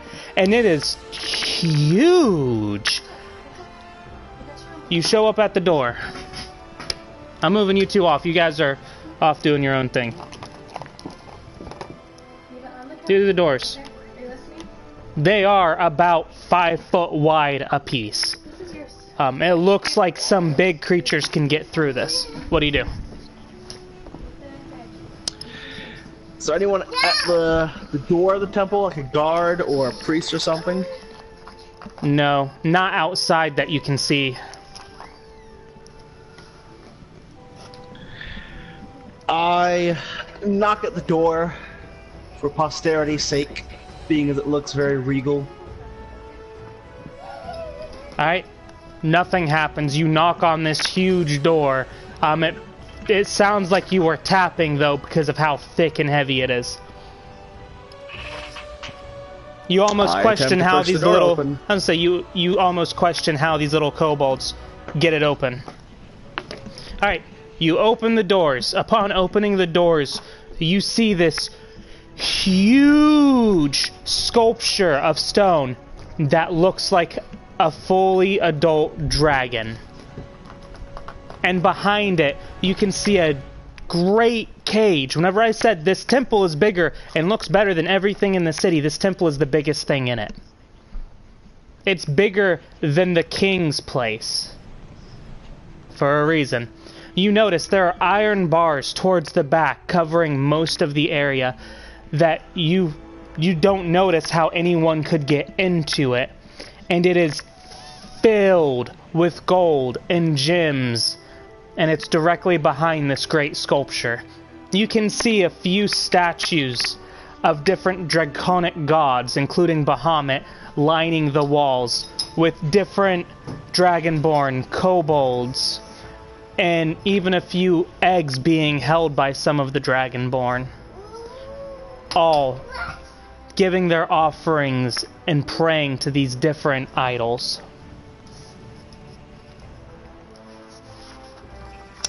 I head towards the Bahamut statue. Do this. Give you an idea.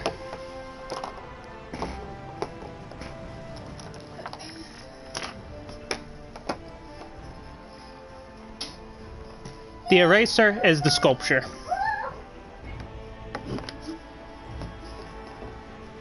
I hope that gives you some idea. You're over here. That sculpture is literally huge. It's the same size as an adult dragon. That's because it is the dragon. No, it is clearly stone. It is clearly stone, but you can tell a lot of work has gone into this sculpture. I wouldn't know. I'm not there. No, I'm giving this to John. All right, you go up to the Bahamut. The Bahamut idol.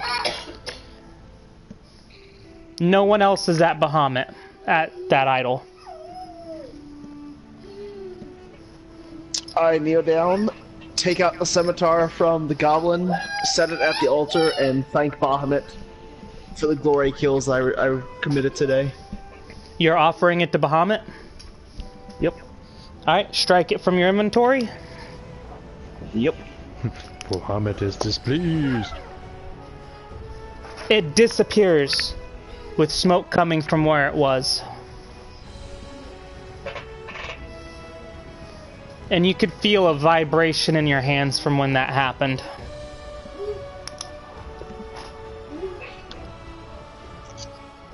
Okay.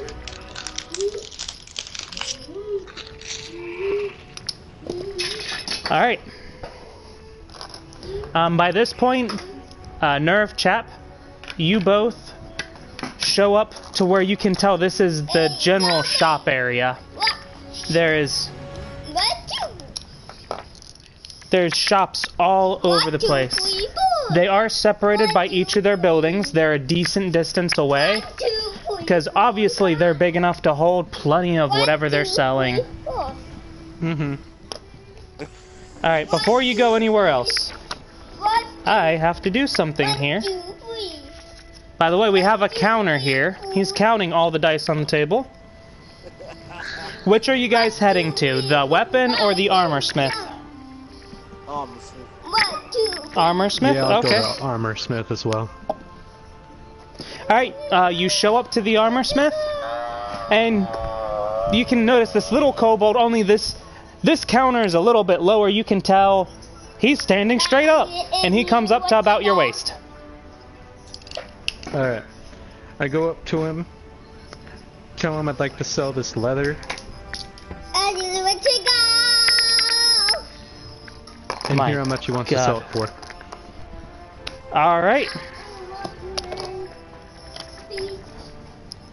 Alright, he looks at you and he's like, this leather? It would fit my kind around here. Let me look at the quality it is, though, and see how well it would sell. I'll give you 3 gold for it. Can I use persuasion to try to get some more?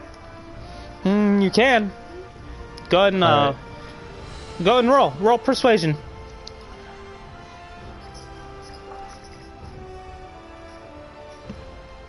Alright. Quickly tell me what type of dice do I need to roll? D20. I got a 14. I'm sorry. I'm not going to budge on that price. I'd be losing. Alright, 3 gold. I'll go ahead and sell them. Yeah, 3 gold. Alright. Get rid of the small leather. Add 3 gold.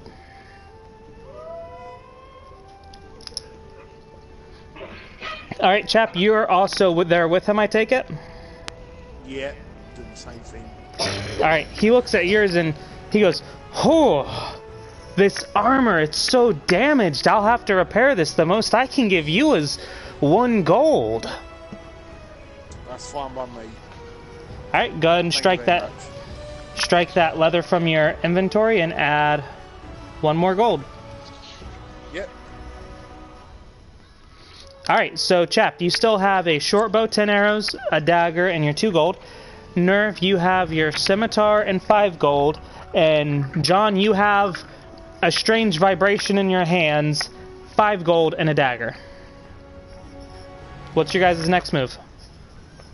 I'm gonna go sell the sword now. Alright. So you're gonna go to the weaponsmith, I take it? Or you gonna take it somewhere else? Alright. Chap, Weaponsmith. are you doing the same thing? Yeah, might as well, yeah. Alright, you guys leave that shop and literally next door. Woo! Alright, you walk in, it's the same thing. Obviously, these guys are all the same race. It's a red kobold sitting behind the counter. This one's kind of picking his nose because he's bored. Walk up to him while I look around at weapons, and then I try to sell him the weapon. Oh! Didn't see you guys. I was just digging for gold. What do you have? What do you want? What do you need? Like to sell you this sword. Oh! This is kind of big for us. I mean, it's nice. And, one of our bigger people might be able to use it. Yeah, they might like that. Let me think. How much do these normally go for? The big guys don't like to pay us that much, but... I mean... I could give you, like, 7 gold? That's fine. Alright, I'll take that. Here's your gold.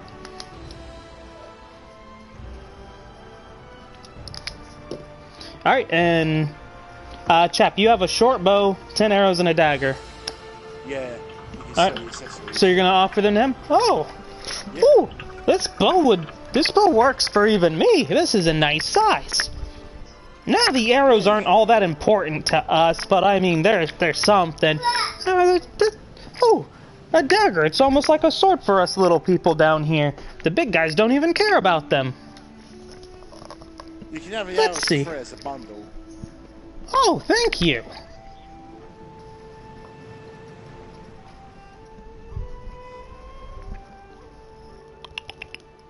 Well, I'll give you 5 silver for the dagger.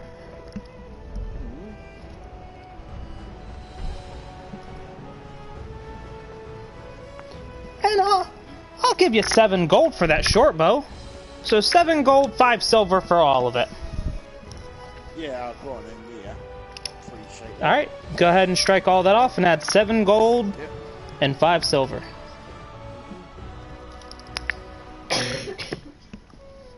Alright, you two did that. John, what are you doing? I check out my hands to wonder why they're vibrating. It feels like it came from Bahamut itself. It's just this strange power. You can feel a vibration in your hands. I thank Bahamut once again, and then I look around the room to see if there's other Dragonborn in the room still. You can see a few Dragonborn. You can see a female Dragonborn holding what's obviously a dragon egg that you have seen before, clutching it very dearly. And she's bowing her head to another idol. You can see other ones. None of them are dressed in anything special. They all look common. They look like the people did from your village. Just commonly dressed. No one dressed super well. No one dressed in armor. I head over And to you one of see the other kobolds. Dragonborn. Now I what head you... over to one of the other Dragonborn and talk to them. Alright. You just made it seem like that was a really bad decision. Like I go to look, nope, and you see kobolds. No, I was pointing that out at the end because it is a draconic city. So they are there. It's just giving invalid details in the background to draw a story. Because any one of these people can give you a quest. You might not like it, but they can give you one. Alright, what do you say? I mean, you just walked up to some random other Dragonborn and they're just sitting there. Obviously I praying. first of all introduce myself and ask if they have a moment of their time. Alright. You walk up to what is a bronze Dragonborn. He looks a little different. He's like, someone else who's not from this city. It is nice to be amongst our own kind, though. Better than being with the outsiders that think we're evil all the time. So, what it is that you need? I asked him if he can give me any information about the island, and if he's ever heard of any Templars. Templars. I've never heard of Templars. I mean, we have paladins that practice in this on this island, but I mean, I've lived here my entire life. I grew up in the mountains, but Templars have never been a thing here. And as for information on the island, it's a fairly, I would love to say peaceful island, but there's conflict all over the stupid place. If people would just realize the only thing that means anything is gold, we'd get along just fine.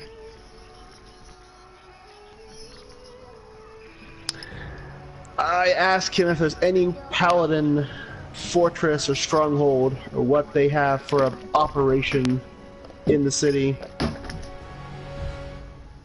Paladin operation? I mean, you'll find a few even here. They look like everyone else, but I mean, the closest thing you might find would be Crusaders. They've got a stronghold, but they're not friendly to anyone. In fact, they tend to kill most who come near their stronghold because everyone's evil in their eyes. Most of our kind tends to avoid them. They're mostly humans.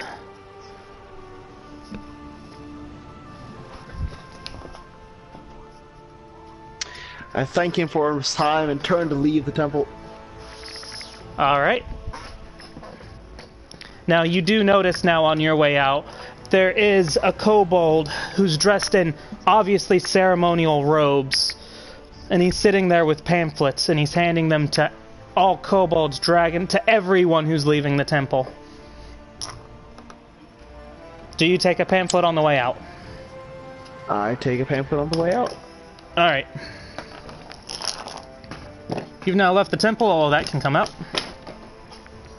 You notice on this pamphlet, it's a message written in Draconic. Please help us feed the poor. Help keep repairs on the temple going. For our great protector, the great red dragon.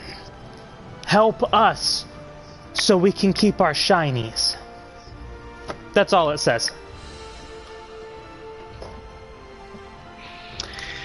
I pocket it in my backpack and shake my head. Alright. What are you doing now? You just walked out there.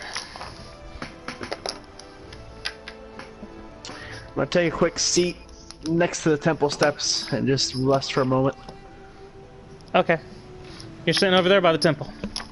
Alright, Nerve Chap, you guys just left the weaponsmith. You've sold everything you had on you other than your bare essentials. What do you guys want to do? Keep in mind, there's organizations throughout the city.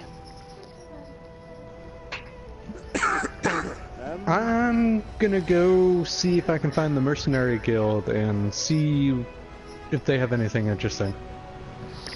Alright. Well, this takes a little bit of time, but you notice while you're walking around town trying to get a sight for things, you notice some better equipped people, and they all seem to end up going the same direction eventually. And while you guys end up, while Nerve ends up following them, you end up seeing this building, and it's got two swords behind a shield for their symbol above it. And this obviously looks like a place where capable people go. Chap, what are you doing? I'm just gonna sit back and observe the area. Alright, you notice various things. As you're observing the area, you notice people who are well armed tend to be going one direction. People who are more in robes and are carrying staves tend to be going another direction. You can see merchants very frequently moving through your area, stopping in different shops, pulling wagons.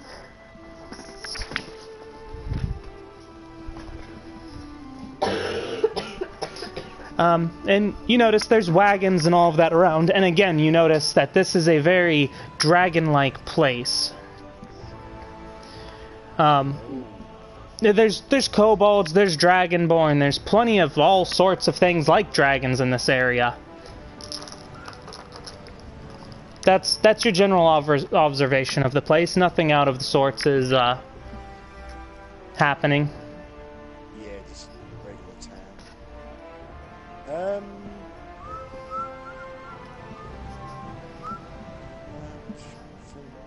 I'm gonna go back in the pub. Go back in the pub? Alright, so you're heading back to the pub. John's at the temple. Nerve, you're at the mercenary guild. Alright, John, it's up to you since you've been sitting there now. You notice the same thing I just described to Chap. You notice your people and kobolds going different directions based on how they're dressed. So there's Dragonborns going in multiple different directions depending on their dress. Yes. You notice even the common folk seem to have an area of the city.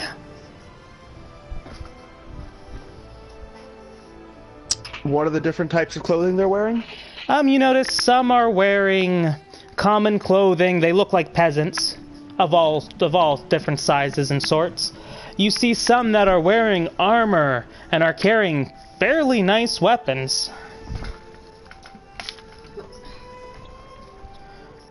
You see some that... No, my cat was going back after my map again. She will not leave it alone. You've got some that are dressed in robes, carrying staves or books, or just have this arcane feeling to them going another direction. And there's even a few type of people that you can see that are... They're not in rags, but they look like they live in the woods, and they're leading a pet around. And you see them heading towards the market. You see people who look fairly wealthy heading towards the markets, and you can see wagons going all over the place. It's a fairly busy place. It's busy enough that all of you would have a hard time trailing any one person if you tried. I'll try and follow one of the groups of more armored people. Alright. You start watching some of them and you see where they're generally going. And you wind up and you see the half-elf and you both meet about the same time there. And next. What do you guys do? I keep on following the group. That's it though. Okay, you follow them straight inside? Yep. Alright, you walk inside. Nerve, as you show up, you notice the Dragonborn you were just working with walk straight inside the doors. I think I might find something amusing, so I follow behind, but not close enough to get spotted. Okay. Alright, you both walk in, and you walk into the Mercenaries Guild. And you can see a young Dragonborn lass behind the counter, and you notice at the front doors two very tough-looking Dragonborn men, both of which are red.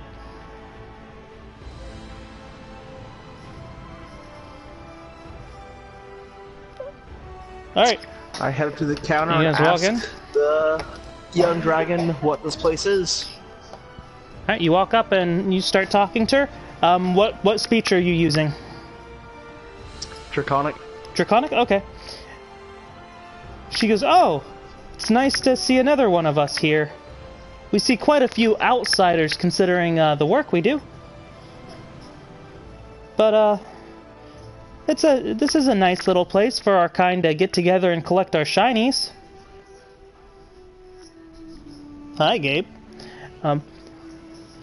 We do have some jobs if you'd be interested, though. I mean, I'm not much in the one of information around here. I just get details and pass them along.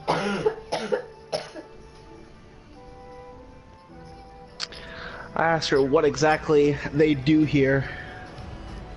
Well, we send our people out to do various jobs. I mean, I can't tell you what a job is until you accept it and you're part of the guild. But if someone pays us, we do it. And then she kind of gives you this kind of seductive type face for whatever the Dragonborn can do. And is like, you know, we can always use a handsome young man in our ranks. And you kind of hear a giggle come from the two men that were at the front. It's a trap.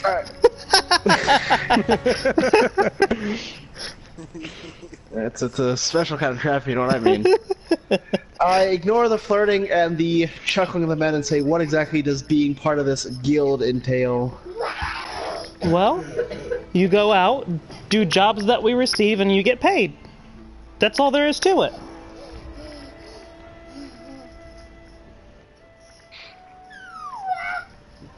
I ask what kind of jobs I have currently available. Well, I can only tell that to our members. I can't give that out to anyone. Otherwise, our competitors would try to take them.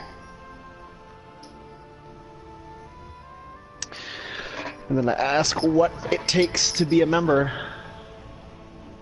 You talk to Gunthar. And then she points to a back room. I ask her if he's currently available. Oh, he's always available.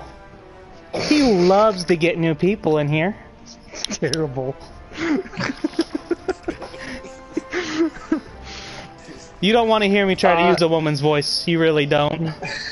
No, I'm just trying to imagine dragon sex. It's a scaly mess.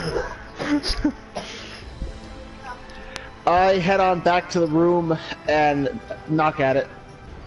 Alright, as you go to knock, the door just kind of rolls open because it was never really shut.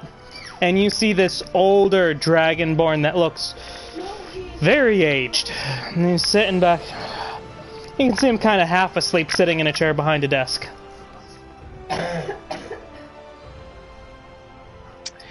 I close the door behind me with just a little bit of a slam. Not enough to startle him, but enough to maybe wake him up. He doesn't wake up. He's fast asleep. You can tell he looks very aged and very tired. I walk over to his desk and knock at the wood a few times. Yeah. You see this old man. What's going on? And then he looks up at you and is like, oh, who are you? I introduce myself and ask if he's Gunthar, he said? Yep. Yes, I'm Gunthar. What did you need of me, young one? I wanted to know what exactly this guild is and how to become a member. Well, Youngblood, you've already came to the right place. I can sign you up right now, and all it really entails is doing whatever requests we get. We get paid, you get paid. Great way to get shinies around here.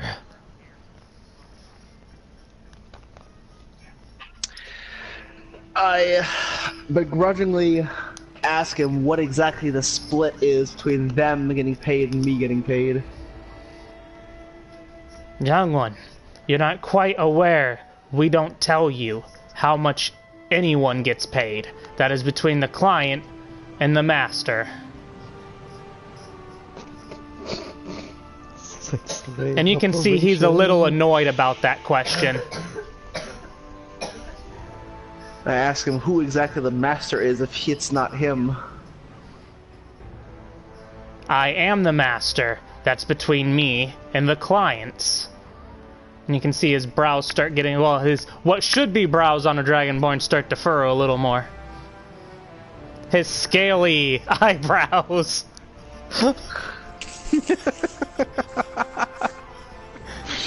Just to give you a mental picture of an old man, dragonborn, that somehow has a gray beard. But I ask him what it takes to sign up. You sign a contract for how long you want to be with us. We give you jobs, you do them, you make money. You do well enough, I'll even promote you.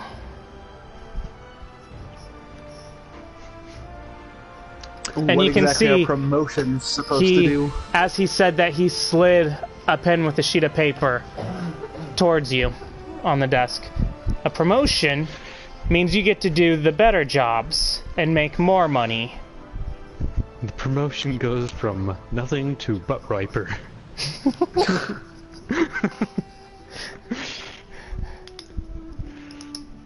By the way, Nerf, you walked in and you heard, wait, do you speak Draconic?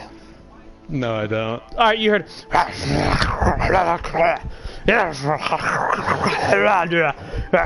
and some pointing.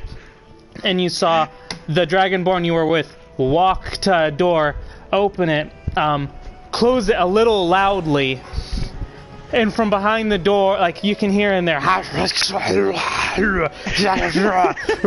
about what you hear. So you have no idea what's going on. You hear a bunch of growling and hissing mixed in, and it's...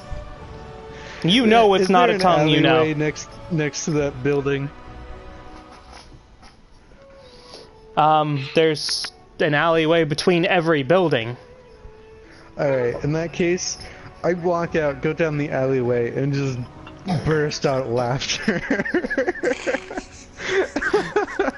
As you're heading out, the two men at the door look at you and go, "What was your business here, half-elf? Did you need a job done? Or were you needing work?" I was just seeing if there was any coins to be made. And I'll walk out. Alright. They shrug their shoulders as you walk out. Alright, you walk out, you go to the alleyway, you start laughing. Alright. Alright, chap, you showed up to the tavern. What are you doing? Just sitting there listening in the conversation. Once again observing. Alright. While you're listening in, you're at... I'm gonna set you up over here. Terrible representation of a tavern, but we're gonna say that's the square box that is the tavern. That's the counter with the kobold on the stool. You're at a table over here. You got a few people scattered throughout.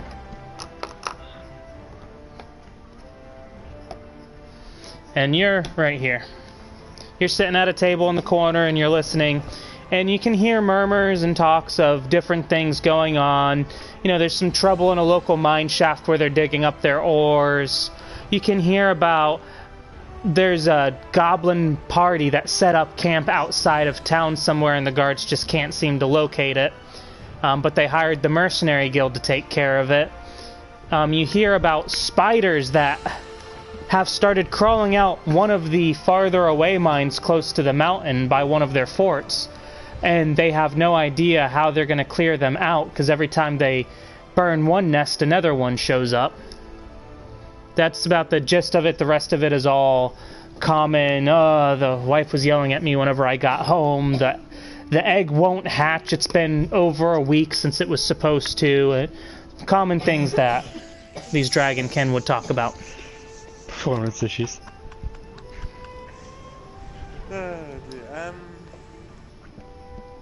Yeah. What's it? The goblin camp and the kind of locate sound pretty interesting. Alright. Might go look for that. Alright, how do you plan on looking for it? You just plan on walking out the front gate? Yeah, and then just start tracking it down. So, why not? Alright, but what's your plan? Because you just heard that that's random chatter amongst everything going on. Yeah.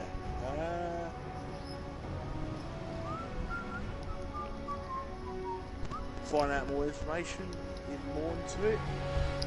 Alright, how do you want to find out more information? Go on, because they already got a job on it. The guild that has no. Alright, so you're going to the mercenary guild? Yeah, might take that job. Yeah. Alright, so you'll notice the same thing that the other two did, and this is all while he's having his conversation. There's people who look fairly well armed, and even some of them don't look that well armed, but they're obviously doing some fighting. And you follow a group of them, and you come, and as you're walking up, you see the half-elf you were just partied with walk outside, go into an alley, and start bust out laughing for some reason you have no idea why. But you can tell clearly this is the place to be, because it's got a symbol above it that has two swords, a shield in front, and there's a bunch of well-armed people going in and out. In fact, some of the ones coming out are carrying slips of paper. Yeah. I see. I go up to the desk and I the. All right, you walk in. As you walk in, you pass by the two older, brawny-looking red dragonborns to the young red dragonborn lass, and she speaks to you in common. Oh, do you need something done, or were you looking for a job? Human? Yeah, I was looking for a job. I heard there's a goblin camp that can't be found. You guys had a contract on it. I was wondering how. I'm afraid we can't tell you unless I you work for don't us. know anything about that contract, but if you were to sign up with us, there might be money in it if you were to work on something we had in a contract. If you want to sign up, our leader, Gunther's right over there, and she points, and you can hear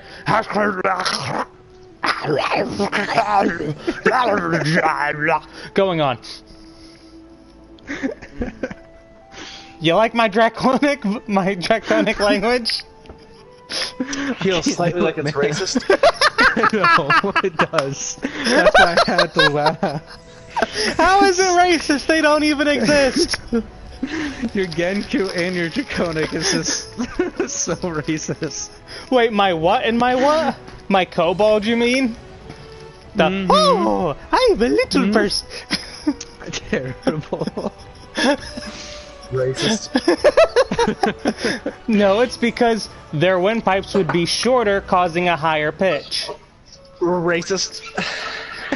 Realist. Scout. I need you to check your phone here in a second. Alright. No, I just walk out. Back on the street. Just serving. God, I've got like 20 messages from my family.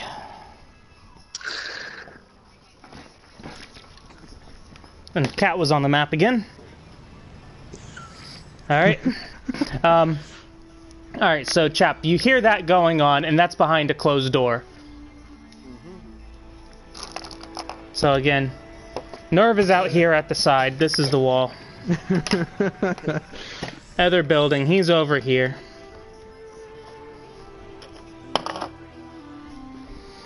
Dragon, you, Dragon. Closed door over here. So, what's your next move, chap? I just walk out. You just walk out? Yeah. Walk out the front door? Alright. Yep.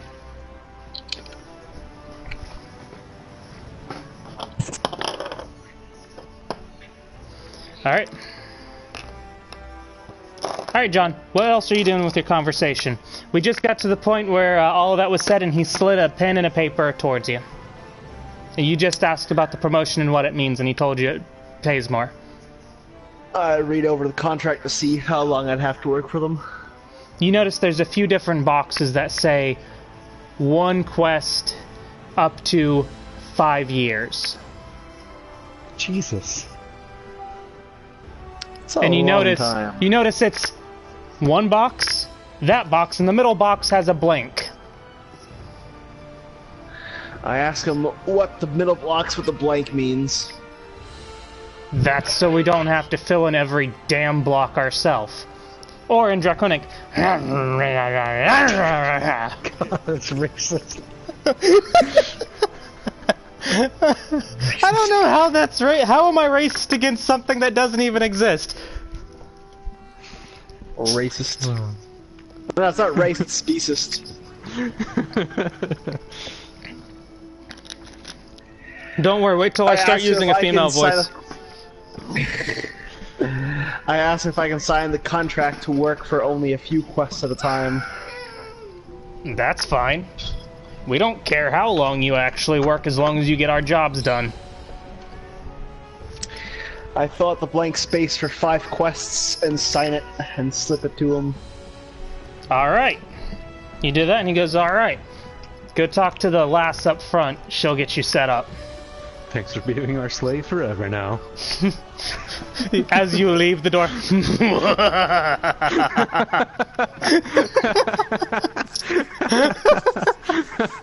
You don't actually hear that. Alright, so you walk out his room. Chap, you walked out the front door. Nerve, you're still sitting in the alley. This all just transpired.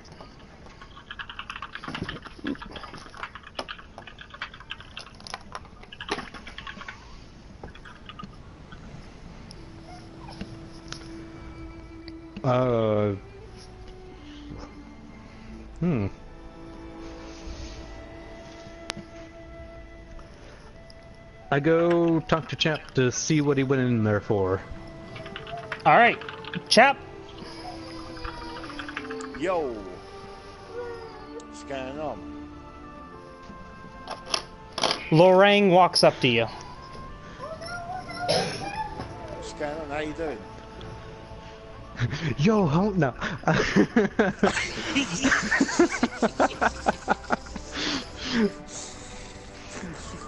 So, what'd you go in there for, sir? Oh, nothing, just a lot of nonsense. Trying to sign you up for life in there. To make profit over their beliefs. That's what it was. I just want to see what it was all about in person. Ah. What you going there for? Let's just say every race has their most interesting. Unique sounds? Oh, Yes. Let's go with that. You want to hear the aunties? The snake people? Didn't we already hear those when we were... No, I just gave you the accent they had. I didn't give you their language. Oh, God.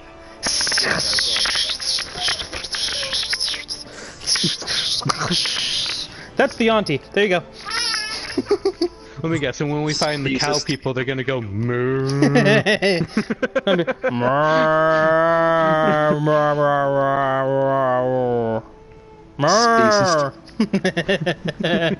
Yup. About a game where things don't actually exist. Yup. Alright. Alright, what's everyone's next move?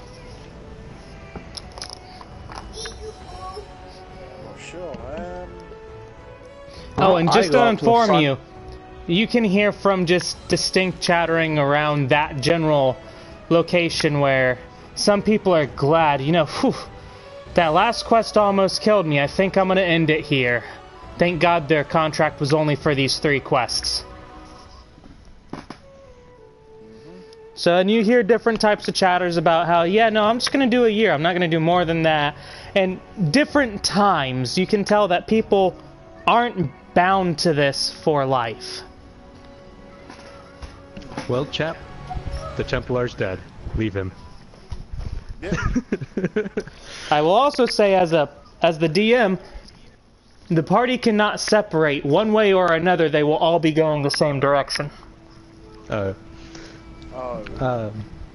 Because I can't have all of you running different directions. You have to be at least on the same quest. Yeah. Okay. Or you will kill me. Not to mention, you have to think about it this way, guys. If you're running too many different directions, that's taking... While one person's doing something, it's taking time from everyone else. Oh, okay. Well, I think I'm just gonna wait outside for...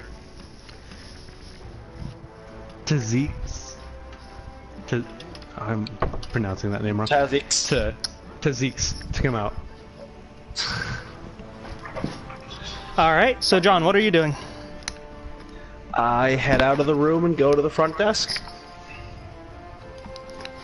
Alright, so you go to the front desk. Now, you're still holding that sheet of paper now, because he gave it back to you. Probably should have pointed that. He gave it back to you to go hand to the lass. That's what I figured. Indentured servitude. I'm just going to wait outside for the Templar. Alright, so you go up to her, what do you do? Hand her the sheet of paper. Alright, she goes, "Oh, I see you finally joined us. What type of work are you looking for now?" What do you have available? Well, there is a encampment close to the city that the guards really don't want to take care of. They hired us to kill the stupid goblins. Kobolds can't take care of it themselves, so they get us to do it. That one's paying fairly decent. Paying 15 gold for everyone who goes in, plus whatever they find they get to keep. Plenty of shinies in that. I ask her what information they have about the encampment. We don't have much on it, it's just a job we were given. Whoever takes the job has to get everything themselves.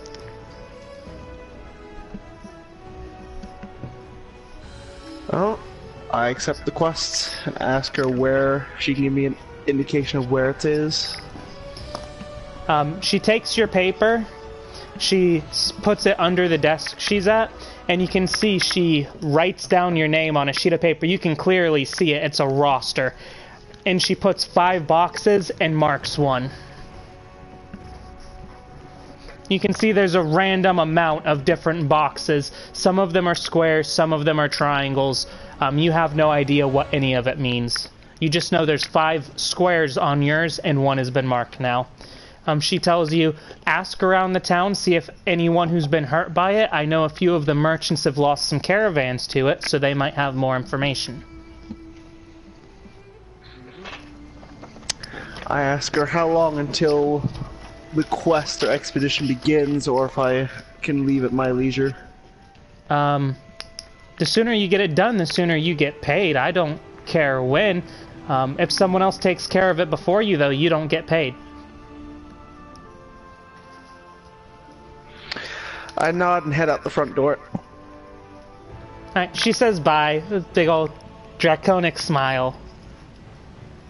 Tilts her head to the side, waves. Bye-bye now. Bye-bye. Bye-bye.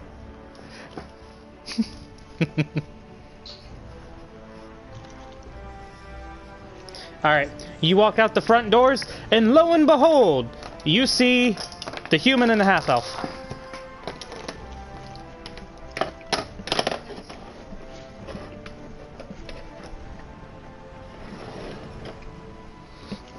Alright, so you both, you and Nerve both see the Dragonborn walk out of the front door. He's also holding a sheet of paper now.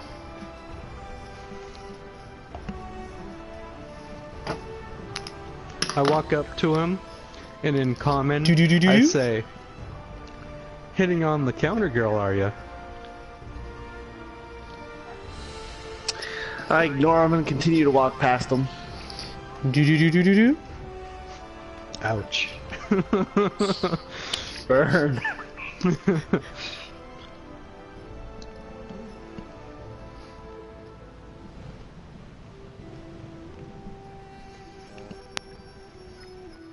I decided to be a dick and tail him.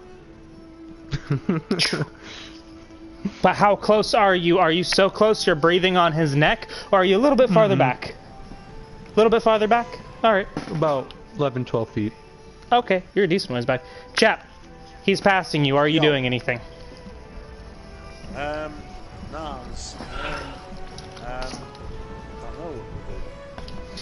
Well, like I said, one way or another, if anyone's going on a quest, you all are tailing along.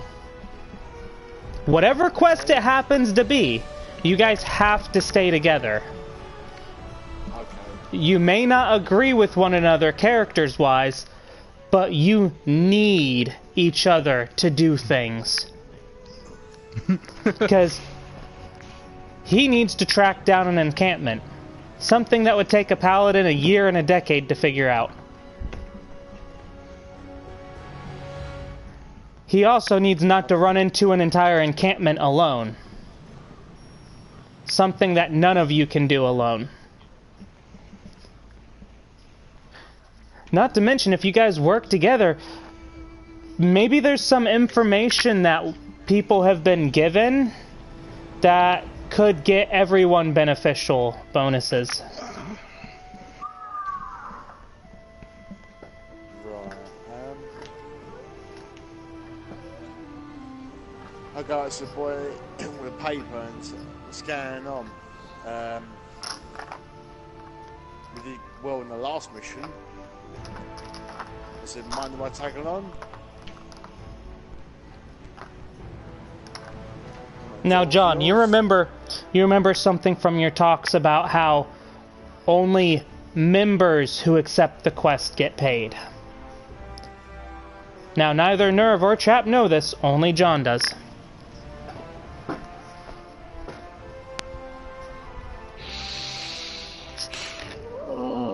I can't be a dick. I'm not allowed. You're true neutral. You would do whatever would benefit you. I'm true neutral with my balance. Your alignment So would I'd do have whatever to- benefits you.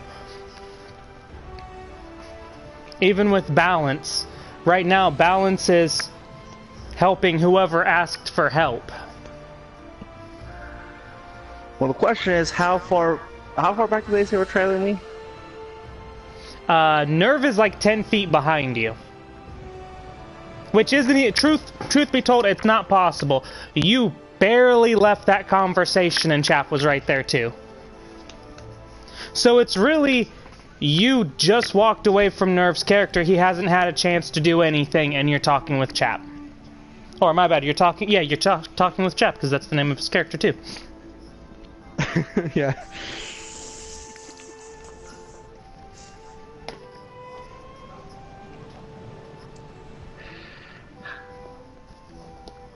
I ask why they're following me around everywhere. Alright, whenever we do this, you guys don't have to go, I ask. Just go, hey, say the character's name, and then talk. Okay. I thought we'd make a really good team. That's all. Since we had the last job fantastic, but I thought we'd get another one.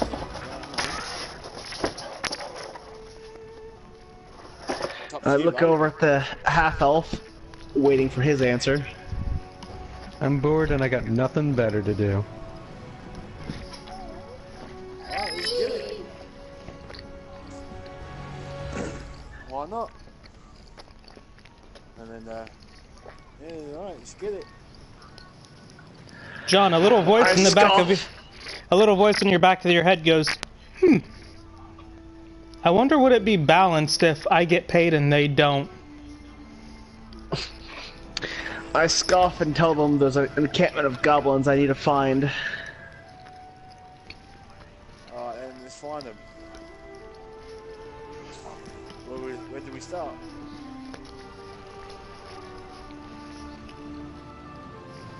Turn to the half-elf and ask, I don't know, where do we start?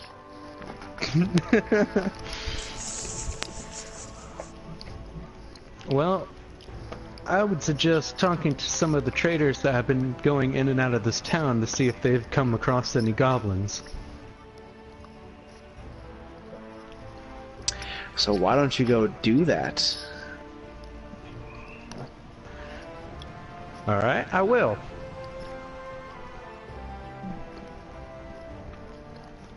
I'm going to go to the trade post and look for any information regarding to that. Oh, so you're gonna go back to the Merchants Guild? Yeah. Or just the market in general? Market. I am. I'm going to the merchants. Alright. Alright, quietly turn off and head to try to find where the guards are, to ask them for any information. Alright. You all show up to your respective areas at about the same time. John, we don't take care of that. That's not our job. If you're asking about that, that means you're part of the guild. Go take care of it your damn self. They're guards. They're not to be bothered with that. Chap, you get to the market district and there's lots of hustle and bustle still going on late into the day. Nerve, you get back to the Merchants Guild. What do you two do?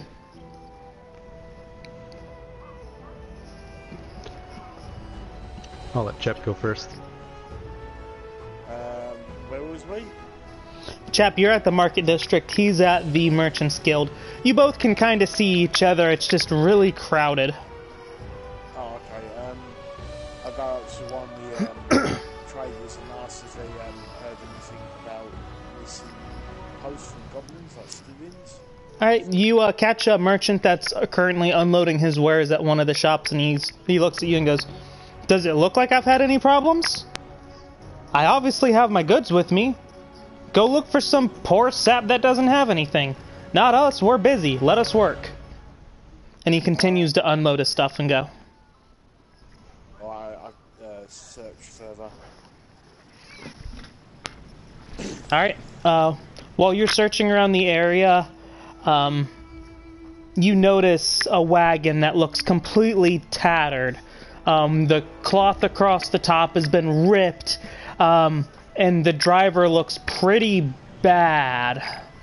Even the horse looks beat up. You can see what looks like broken barrels, and the back looks absolutely drenched in what smells like booze. Oh, That's the only one of the wagons that stands out to you at this moment. okay. I'm gonna go up, ask what happened. You can see the driver just... God, I need some healing. I need to get to a temple. And he's breathing heavy. You can see he's bleeding pretty badly. Oh. I go Mercy, and ask if I there's need help. healing.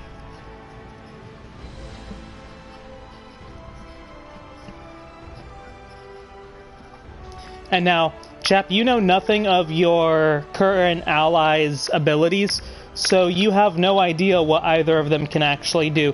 You just know one of them in the last fight turned around and breathed on two enemies and they froze to death. Otherwise, everyone poked enemies to death. You have no idea that anyone can do anything other than stab people. Yeah. Okay. Get this man to a doctor or something. Alright. Your general knowledge of the world is that temples are the place to go for that. Okay. Let's go and take him to the temple. Alright. How do you take him to the temple? Keep in mind he's driving a tattered cart. You pick him up and carry him?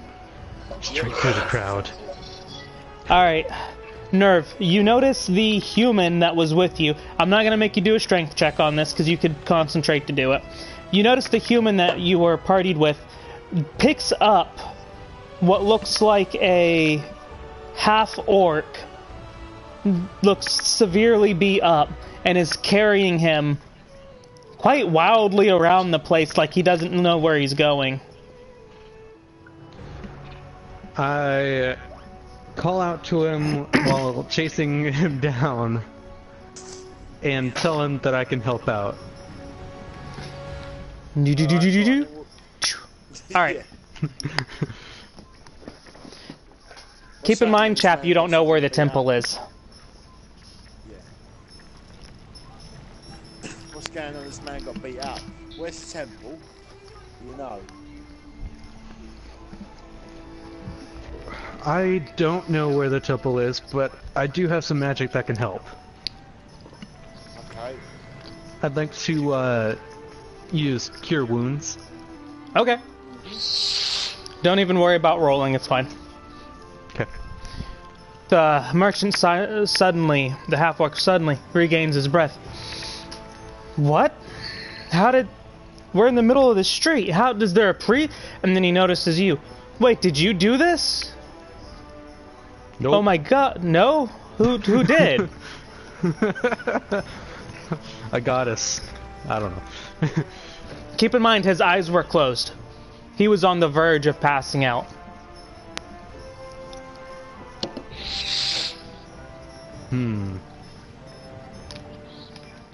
And he kind of looks baffled for a moment because he's being carried by a smaller race. Excuse me, sir, would you mind putting me down now? Of course, yeah, that's fine. And he hears you say that he did, and he goes, "Oh!" And he grabs your hand. "Please, heal my horse."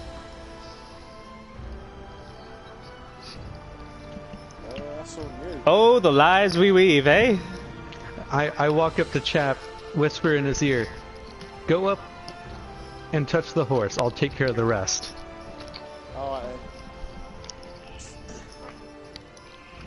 I went out to the horse. Alright, what do you do? He went up to the horse. Yep. I go around the backside where I can't be seen, next to the horse. And... okay, so I can use Cure Wounds again. I use Cure Wounds once more. Okay, keep in mind, your spells require an incantation. So the half-orc hears you saying your words behind it, behind the horse. Shoot, I didn't think about that. Uh-huh. No, okay, so he does that, and the orc just looks at you puzzled and shakes his head.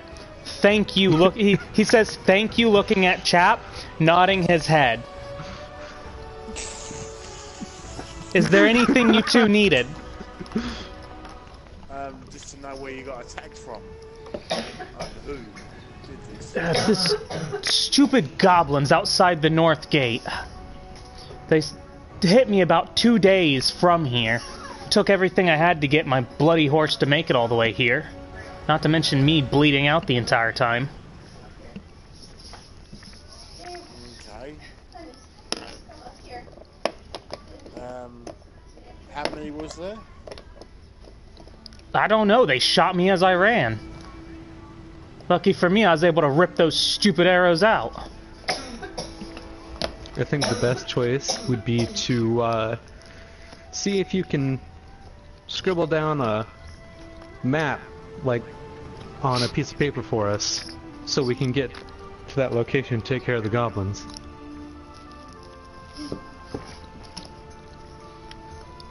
He rips off a piece of wood from his wagon and scratches in it with the dagger that was on his side. Beautiful.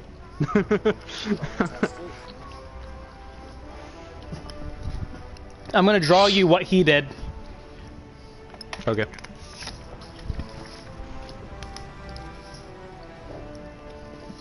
Don't use a dagger. It's gonna go get a piece of wood with a knife just to do it.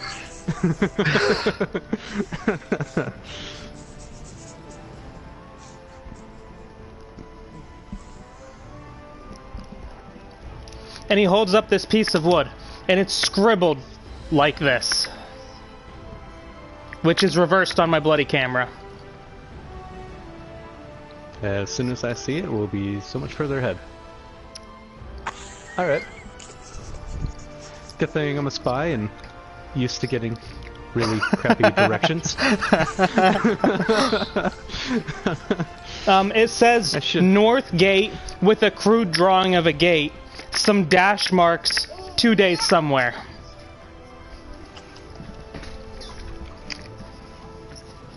It's about the worst you could have possibly gotten for a map.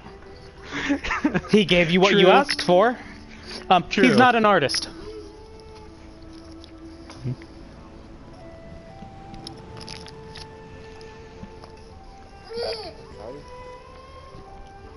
Well, I think with a basic knowledge on where to go now, with the help of Chap, if you would be so willing, we might be able to find these goblins and deal with them. Thank you very much, sir. Have a good day. No, thank you for healing me and my horse, Ranger. And he looks a little bit coy while looking both side to side. Let's go find old Juggernaut and see what's going on with him. All right. Yes, I guess You we both must get find... that. John, you just got dismissively talked to by the 2 kobold guards that stand at half your size. Yep.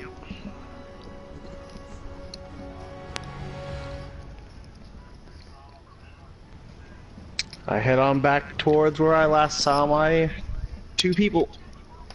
You last saw them at the Adventure Guild, so you head back over there. Where do you guys go to? Now keep in mind, you're going to have no idea where anyone is. You know where each other is. Mm-hmm.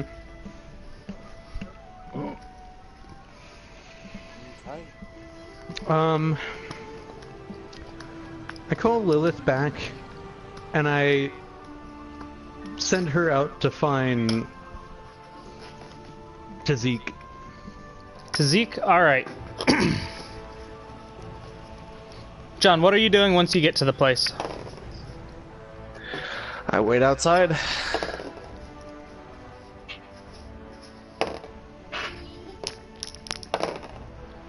Alright, while you guys are waiting for the bird to find them, it's dark before your bird finally frickin' finds them. Wow, what a crappy bird. No, I'm joking. I was rolling for your bird. Do you want to know what I rolled? Sure. 2, 2, 2, 3. Oh, goodness. Yep. Alright, so it's about dark by the time your bird finds them and you know exactly where he is. He's right outside the Mercenaries Guild. I was about to say commissars for some reason. He has keen sight with a wisdom check. But he... +2. Yeah, your the spot check just failed terribly multiple times. It's a busy city. Okay. Hold on, I'll roll John's for him. John spot to see if he notices a small black bird in the sky amongst a bunch of dragons. Nope. I don't even have to look. He's not going to notice anything in a busy city that he's not looking for. Yeah. Alright, anyways. It's getting dark now. Alright, you know he's over there. It won't take you too long to get there. I guess we start heading off in that direction. Alright. Let's go. Alright, you all see each other as Chap and Lorang are walking up to Zeke. Oh, no. And enter you three.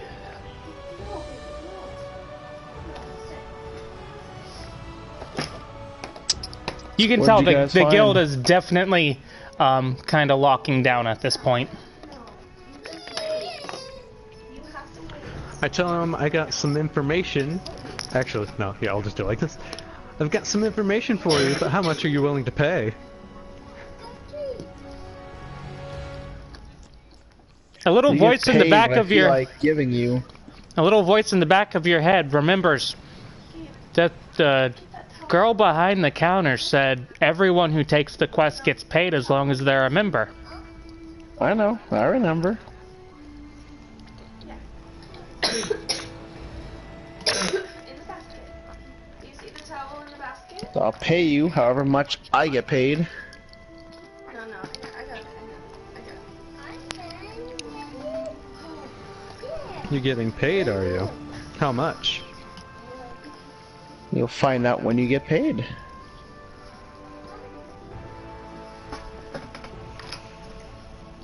Alright, I guess I'll go ahead and tell you the information then.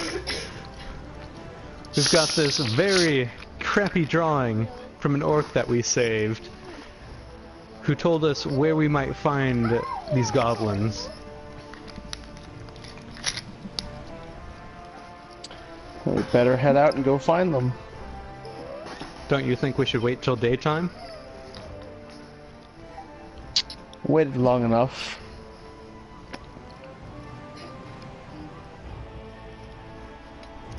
Chat? Yo. Do you have... By the way, you guys Do are you all have tired. any- It's late in the day. You've all been up. If you do not rest, you will suffer a point of exhaustion. I say this, rest up, get out nice and early and be done with it. Get on with it. 2 to 1. Alright, Mr. Broody. Come along. It is a 2-day travel, this job.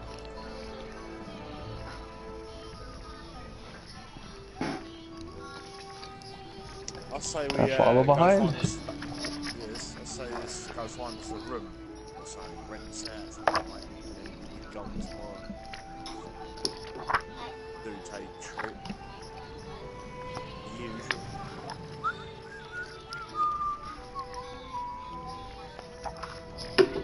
Ideal.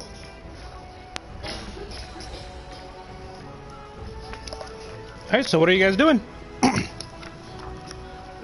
room. Looking Alright. for an inn. Alright, so you go to the end of the city. All three of you?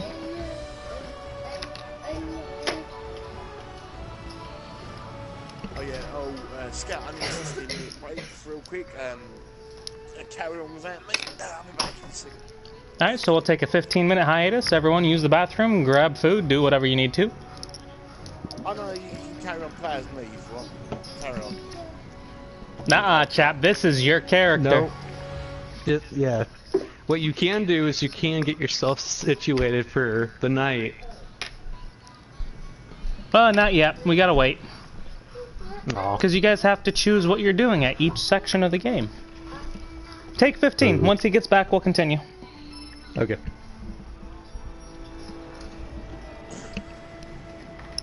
Oh, well, it's actually... If you don't... Actually, I'm going to log off, actually. It's late over here.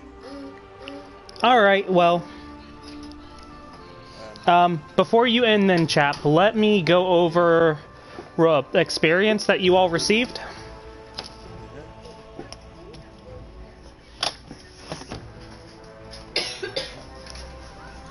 I've written down all the items I have got, so I was gonna say, you should be at only gold at this point, because you sold what you got. You should be 9 gold, 5 silver. Nerve, update yours, plus 12 gold. John, you're at... Plus 5. Actually, plus 6, because the one you got for the job. That one. So plus 6 gold, dagger, and put in feats and traits, miscellaneous bonus. Okay. Your god gave you a benefit. Miscellaneous bonus. I have it written down.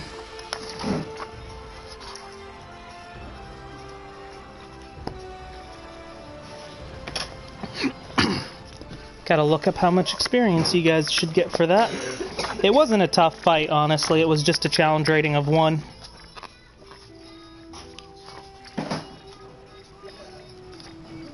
Y'all continue with that, mate. Oh, I was gonna say, all I'm doing is getting your experience, chap. Yeah.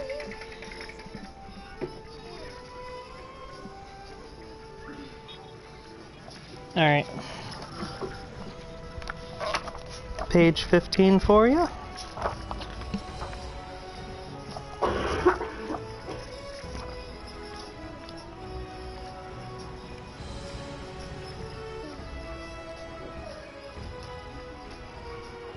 Go ahead and go to bed, chap. I'll get you your information whenever we get back on. Of course, yeah. Alright, y'all enjoy the adventure. See y'all, another time.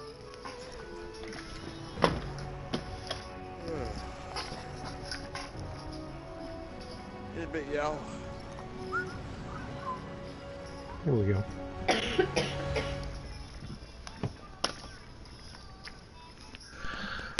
Sad part, I just got the experience. I just have to do the calculations. Divided among 3 people. Mm-hmm. Which doesn't really work out too well. 4 goblins, 3 people. Yeah, well, there would have been more had we had more people. Yeah. Everyone gets Would've probably froze 66. more of them. 66 experience. Yeah, Okay. if there was more of them, or if I had spaced them out more than I did, it would have been trouble. And you're lucky they missed every hit except for 1. Had both those bows hit at the start, you would have been hurt and so bad. Especially because their initiative was higher than yours. Both the ranged ones were. Well, that's because of your rolling. Hey, at least that 20 and 'cause you're rolling, 17, you failed. at least their 17 and 20 was on initiative and not attack. Alright, but that is it. I am gonna put an ending note here it works so much better in your guys' favor to work together. Nah. I could have handled it on my own. Ooh, you won't be saying that once you see it.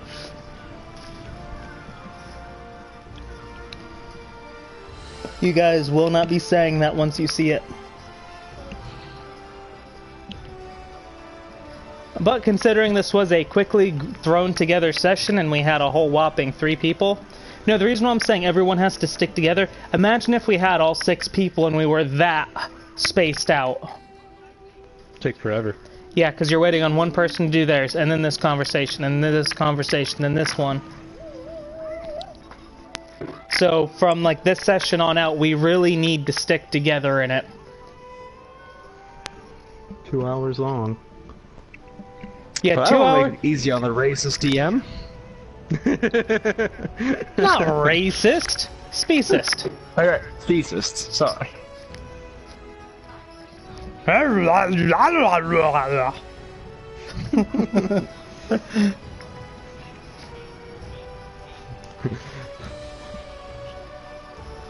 Not my fault you had the strangest cities to start with. Granted, it is my fault because that's exactly where I put the quest, but not my fault. Not my fault, but you know, my fault. Guy Exactly. Makes the Elvish language seem just so ridiculous. No, the Elvish isn't that bad. Untio la sina sucha. Like, I don't think that one's ridiculous. That's actually taking the kind of Elvish sounds that are normally in the Elvish names. You would believe that's how their language would be. Now, trying to come up with a language for dragons and Roar. snake people? Hiss. And it's not like I'm gonna take Skyrim's Fosruda! They're still streaming. I know. This is the end note for everything. Ah. Because that's why I mentioned I'm doing this on YouTube instead, so that you can go back and watch it. So, So everyone else can watch Land- it and get the information. landed on the island, met some people. Some people got pissed off. We rode a wagon, got attacked.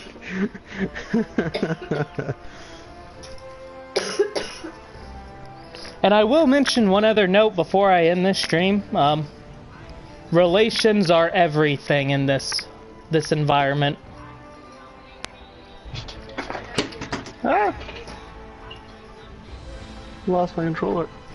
Oh no! But anyway, to everyone who watched it, I hope we see you next Saturday. You're more than welcome to join for Dungeons and Dragons. Peace!